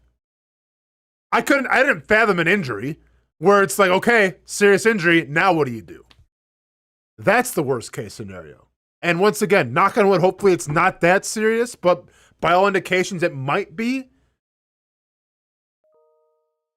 It's going to be a dialogue next year, and I don't want to have it. We'll get to this season first, but I guess we'll just take it a day at a time, Hamby. That's all we can do. Yeah. It's going to be walk before you can run for another year. Get him on one side before you can have him on both. Yeah. And then, like, I don't want to have the conversations. Okay, well, like, what do you put on? If you put them on one side, what's one's going to, like, limit you being in? Like, all this stuff, man. I mean, we're going to have the conversation. We're going to be forced to have the conversation. Which side of the football is it more likely that he screws up his knee? Oh, yeah. I mean, has Skip Bayless put out his video yet? Told you should have played on one side, even though he's begging for him to play on both sides, use them properly. And then you're going to have all the NFL guys go, yep, see, this is why you can't play on both. Like, we don't even know I'm sure what Rex happened. Ryan's already putting out a We video. don't even know what happened with this injury. Like, I don't know. Like, non-contact injury. That's all we got. Could have been through a ladder drill. Could have been on the Stairmaster. We don't know. Well, yeah, that's going to be the narrative now. See, told it. Like, you're going to have people. And once again, this isn't me like trying to be the bearer of bad news or anything, but this is just me telling Jaguars Twitter, I guess, how it's going to be. You're going to have people come out and say, see, told you he can't do it both sides. Yep. Told you. This isn't college. It's the pros. Yada, yada, yada. And for that to happen in practice is literally just getting kicked in the pants. Like, at least let it happen in the game. It's like I said, Hamby. It would have been one thing where it's a freak tackle. It's a freak play. Those happen all the time. We see it all the time in the NFL games, right? That would have been one thing. It's another thing when it's a non-contact injury, and once again, we don't know the extent of what that means. But basically, when you're on air by yourself, that's another thing. So let's take a break. Bring on the narrative. Yeah, let's go ahead and re-rack here a little bit. When we come back, we're going to get to our bets. Oh, yeah. This is the last weekend of October. This is prove it or, hey, get your right hand loose because you're going to be throwing. You're going to be throwing. And then you're going to be expected to make good on that bet in 2026 because nobody pays up on their bets around this show. That's right. That's right. But check out what we got here. Oh, look at Brent, the man of the hour, the master of ceremonies. Clean cut. Rocking that suit coat. Is he wearing a tie? I can't tell. Is that the microphone? No tie. There's no tie. Casual. I like it. Business casual. Yeah, man. Good on him. Let's go. Hopefully it's going well. We'll reveal his picks next along with Casey's, mine's, and Hamby's. I've just been alerted that there's pizza in the break room. We'll see you in a couple minutes. Stay tuned. If you don't see a pit, it ain't legit. When you hear that, you think Bono's Pit Barbecue, a staple in Northeast Florida now for 75 years. A place that feels like home with friendly service, a meeting place for friends, family, or business occasions. On the menu, the corn nuggets are a favorite in our house, but there's something for everyone. Sandwiches, platters, salads, sides, desserts, and family feasts. You see Bono's all over the place in Northeast Florida. You know, there are almost 20 locations in the Jacksonville area now, so stop on by, sit down, and dine in with Bono's. You can also take it to go. There are drive-thrus in many of the locations, and they have delivery options too. Just download the Bono's app to make things easy. I signed up for the loyalty program, and you can too, to get special offers. If Jacksonville is home, few things feel more Jacksonville than Bono's Pit Barbecue. Celebrate 75 years and many more to come. Bono's Pit Barbecue. If you don't see a pit, it ain't legit. People helping people. It's at the core of what Alive Credit Union is all about, and it's been that way for over 70 years. From the start in 1954 to today, the mission remains to inspire financial wellness and give you a financially fit lifestyle. Alive Credit Union and its employees are committed to not only serving their valued members, but also our community here in Northeast Florida. I had a chance to see that commitment firsthand as Alive partnered with our Action Sports Jacks 24/7 team to bring you Armada men's and women's soccer broadcasts. Inside the 18, it is a shot, and it's a goal! Chloe Chivers! And that connection to the community continues with Alive Credit Union's support of the Police Athletic League of Jacksonville. Alive Credit Union's commitment to our community also involves serving the financial needs of all first responders through the recent merger partnership with City and Police Federal Credit Union. Join the community and become a member of Alive Credit Union today. Find out the many ways you can be inspired in financial wellness at alivecu.coop.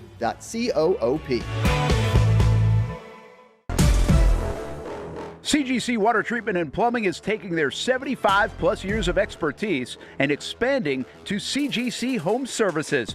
Water treatment and plumbing is still a big part of what they do, and now they can do even more for you. Home services like kitchen and bathroom remodeling, showers, sinks, faucets, toilet repair, backflow testing, and the list keeps going. Find all they can do at cgchomeservices.com or give them a call, 904-298-7052. It's a new look and a new name with the same expertise. They've been serving homes like yours since 1946. CGC Home Services, right here in Jacksonville off St. John's Bluff Road, 904-298-7052. And visit cgchomeservices.com. Florida license number CFC 1432579. For the game day hustle and every day in between. Juggling my show, Jag Social, to going under the Friday night lights and a social life, it's a daily tournament. But this ride, MVP status. The all-new 2024 Lincoln Nautilus isn't just my car, it's my personal locker room, office on the go, and VIP lounge on wheels. Let's talk tech.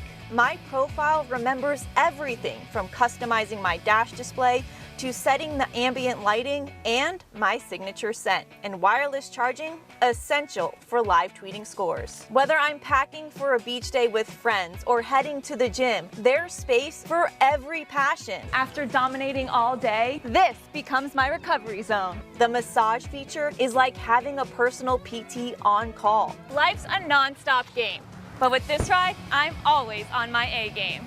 The 2024 Lincoln Nautilus. Drive your passion.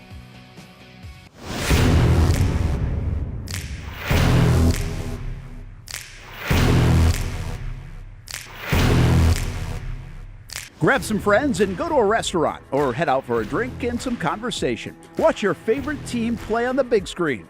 Or how about play some games? You can do all of that in one night at Best Bet. Each location has a different vibe, its own personality, like here at the original Best Bet in Orange Park. When you walk through these doors, everybody knows your name. And here in St. Augustine, it's the newest location. Play some poker. How about the table games? And don't forget about Ace's Sports Bar and Grill. And then there's the Jacksonville location, right here on Monument Road. It's the biggest poker room in the state of Florida. Maybe you'll find yourself a seat right here at the final table.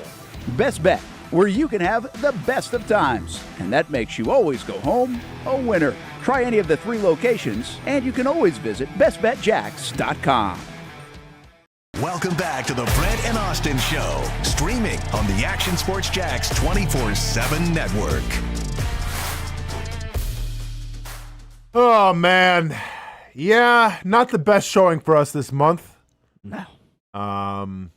These parlays are really killing us. Casey Kurtz leading the way, I think, after the first week at $51. Mm-hmm. Had a 2, I think it was two anytime touchdown. Jason Hamby against all odds gets on the board with a 614. Heck yeah, baby. And me and Brent bringing up the rear at $0 a piece. What happens if we both have $0 at the end of it? We both throwing? I think you're both throwing. Okay.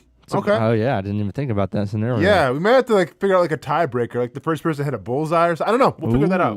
Yeah. You know what I'm saying? But yeah, we time to do some work this week. Hamby, who do you have first here with the wagers, courtesy of Hard Rock Bet? Yeah, so first of all, let me make clear that this is the last week.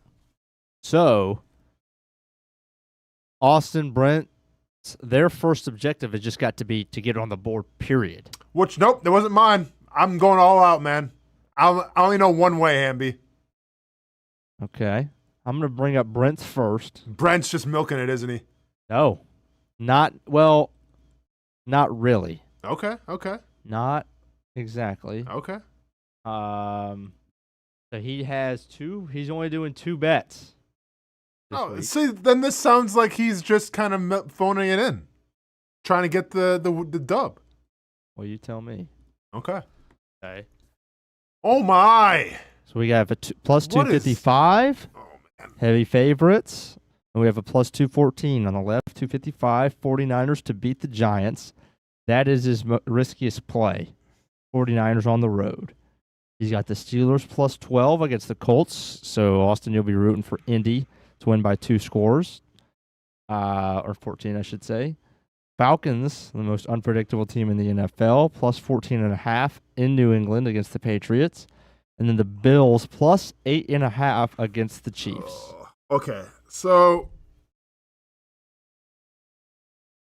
I don't know if it's the white screen or if it's just this hurts my head.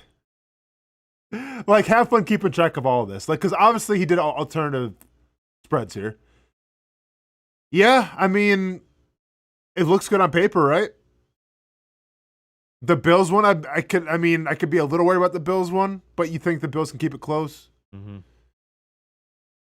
Steelers, you think they can keep it? Yeah, I mean, it looks good on paper, I'll say that much.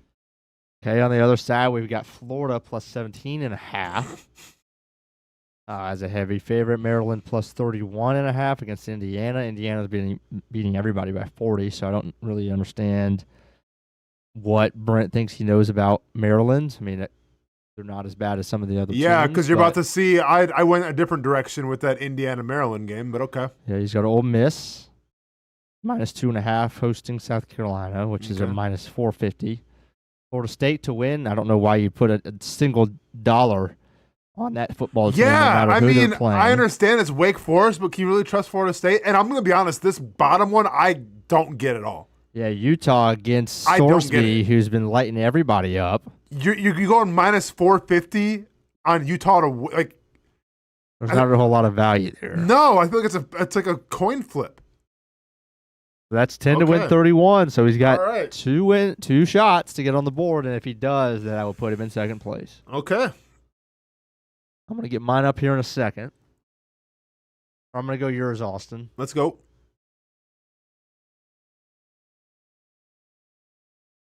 So tell everybody, remind everybody that you do a Friday pick. I do a Friday special. I do a Saturday spectacular. Spectacular, yep. And then I do 2 Sunday Supremes. I don't know, man. Whatever. Sunday Supremes. Well, I think you had the touchdown trifecta at some point. No, it was like a touchdown something. Yeah, I know. I'm trying to workshop a bunch of these names, man. I'm trying to see what's going to stick. I have to start winning for it to stick. Right. Yeah. And by the way, spent all of 5. Well, had to spend a little more because Travis Hunter got hurt, so I had to change one of those bets around. But I spent all of 5 minutes of this in the YMCA after I was done working out. Well, no excuses. I mean, hey. There you go. All right, so check this out. Who? So, you know me, man. I got that fever. Soccer fever's back in full effect, everybody. I got Coventry City. Couldn't even point it on the map of what country it's in. Taking on Wrexham, who I actually know of because they have a TV show. I have Coventry City winning the game today. I think it starts at 4 p.m. Check your local listings. I got Louisiana Tech getting minus 13.5 against Sam Houston State.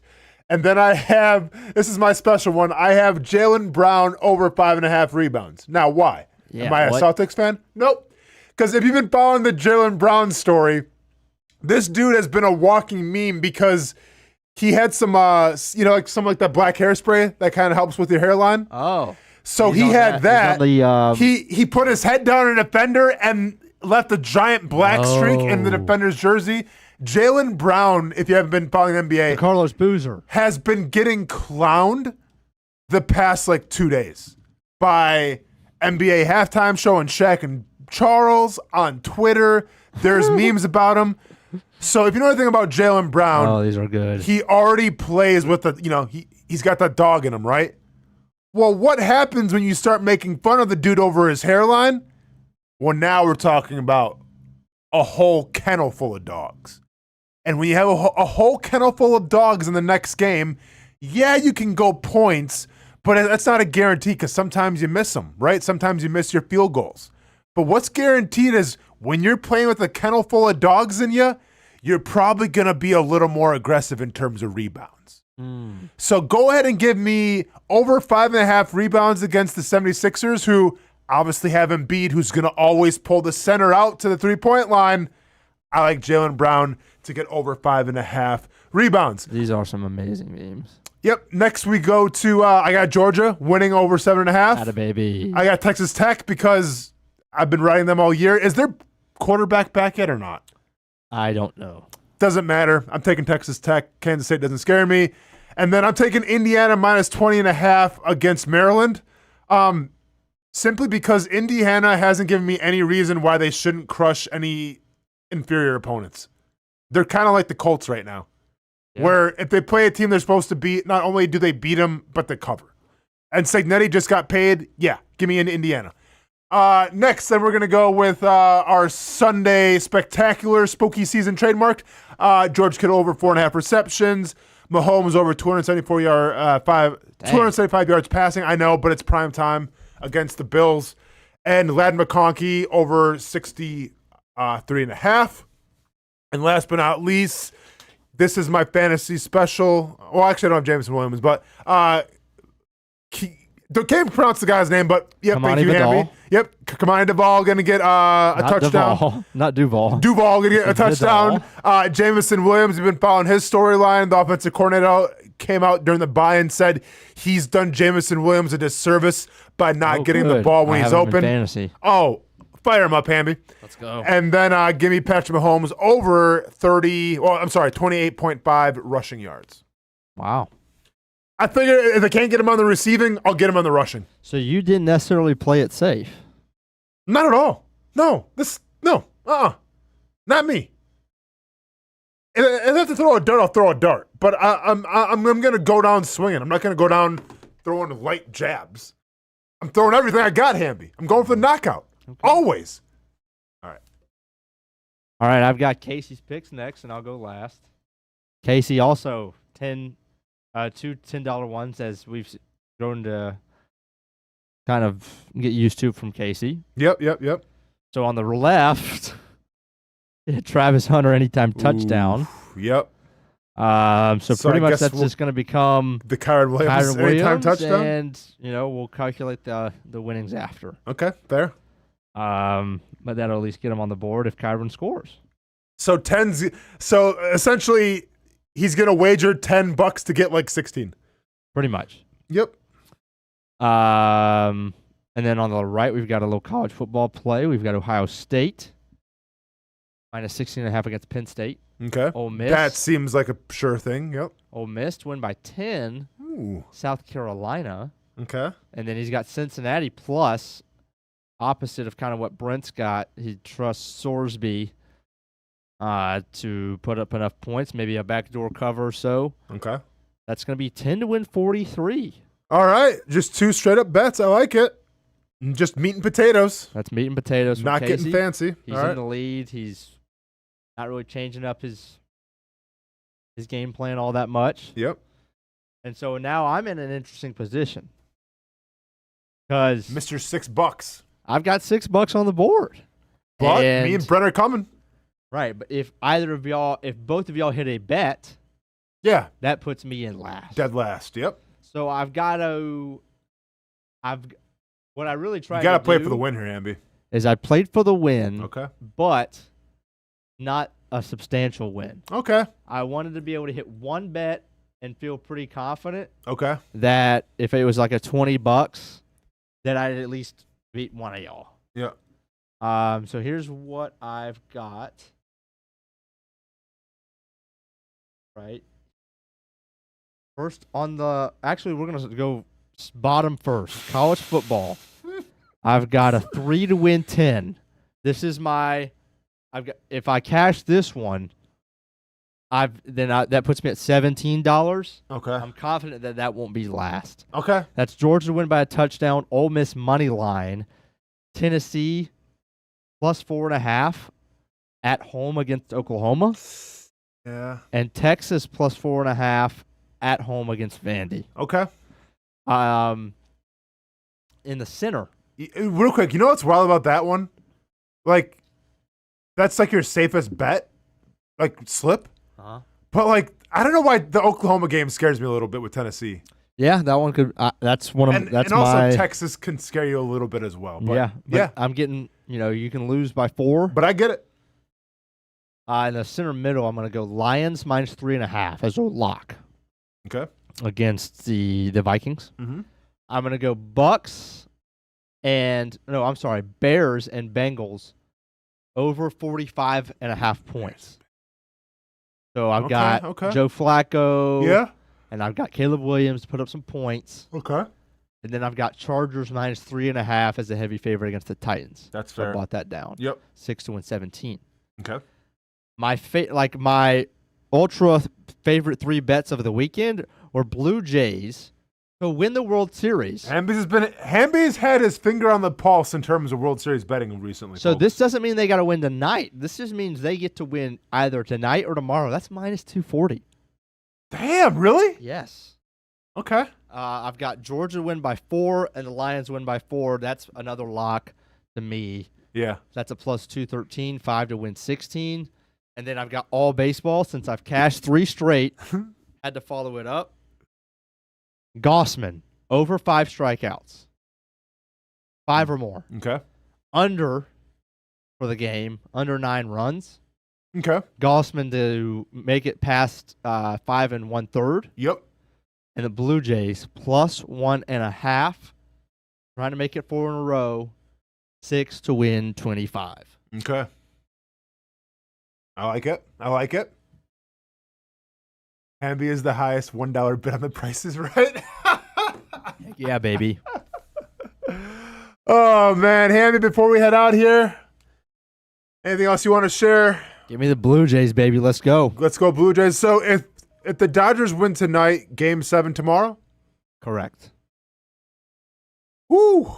Gonna be, I mean, it's kind of, because like in terms of football tomorrow, there's not like a lot of great games, is there? Not at night compared to what we thought it was going to be. Yeah, true. Like on paper, maybe it looked good and they start the season off. 100% look like insane. All right, for everybody. Well, thanks for tuning in to the Brent and Austen Spooky Spectacular. Hopefully it was spooky enough for you. Breaking that Travis Hunter IR news down was an experience, to say the least. If you missed it, it'll be on the podcast. Anywhere you get your podcasts in the next 30 minutes. Yep. But hey, man, at the end of the day, what can Halloween teach us about the situation? Sometimes you get peanut butter cups. Sometimes you get Mounds bars. But at the end of the day, it's always going to end sweet. So let's see how it pans out here. Let's keep optimistic. Still got a job to do against the Las Vegas Raiders, who are a beatable team. And then let's evaluate from there. For the Brent and Austen Show, for Brent Martineau. I'll see you in Vegas. Hamby, best of luck to you in Vegas. I'll be praying for you. I'm Austen Lane. Hamby talking to you mostly, but stay safe. Stay casual. Stay cool. We'll see y'all next week. Peace.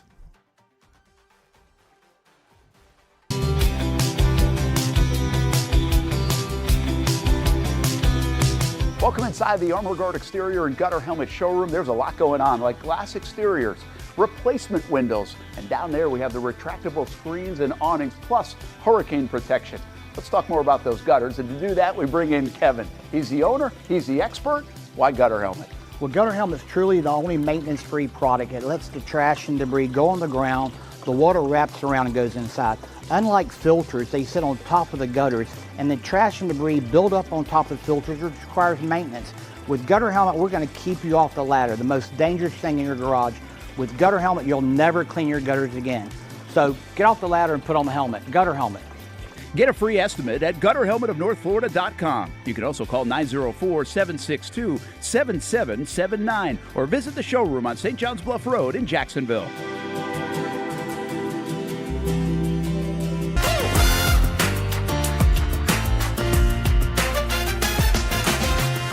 Empower a future, inspire a dream. It's a bold but simple mission for the Jacksonville Police Athletic League known as Jags PAL. Help the next generation of kids in Jacksonville shape a brighter future. Their after-school programs, teenage leadership programs. There's community outreach. This has been just an awesome opportunity to be out here with my colleagues and do something good for the community. It's really been an interesting opportunity to just see everybody work together in a way that we don't normally in the office. And there's sports.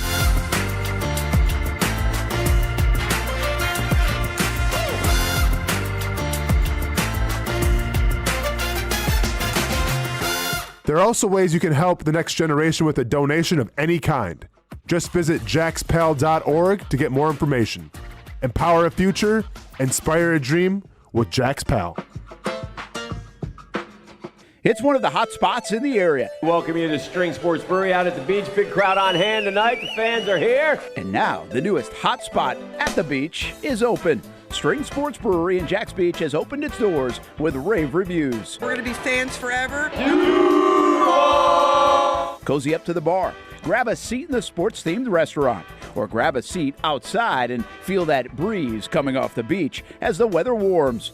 Just like the original location in Springfield, try the popular beer menu and come for lunch or dinner too, because the food is fantastic. We got a special guest in the house. He's happy. He's feeling good. He's Trayvon Walker. It's where we hosted Jags Report Live in the football season, and the String Sports Brewery staff can't wait to host you. Hey, welcome back here to String Sports Brewery. And if you haven't checked out the new location in Jacks Beach, you got to do it. String Sports Brewery, now with 2 locations in Springfield and now open in Jacks Beach on Penman Road.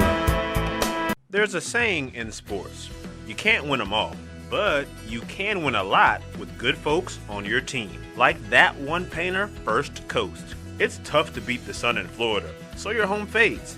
It's tough to beat that HOA when they come calling. Beat the sun, beat the HOA with that one painter, First Coast. And it's a good time to do it. Less rain to work around and painting in mild temperatures is perfect. After all, the paint bonds to the surface so much better. Give that one painter First Coast a call at 904-417-3557 or look them up at first-coast.thatonepainter.com. Fast estimate, guidance on color and HOA requirements, and the highest quality job you'll find anywhere. Be a big winner in your neighborhood with that one painter First Coast on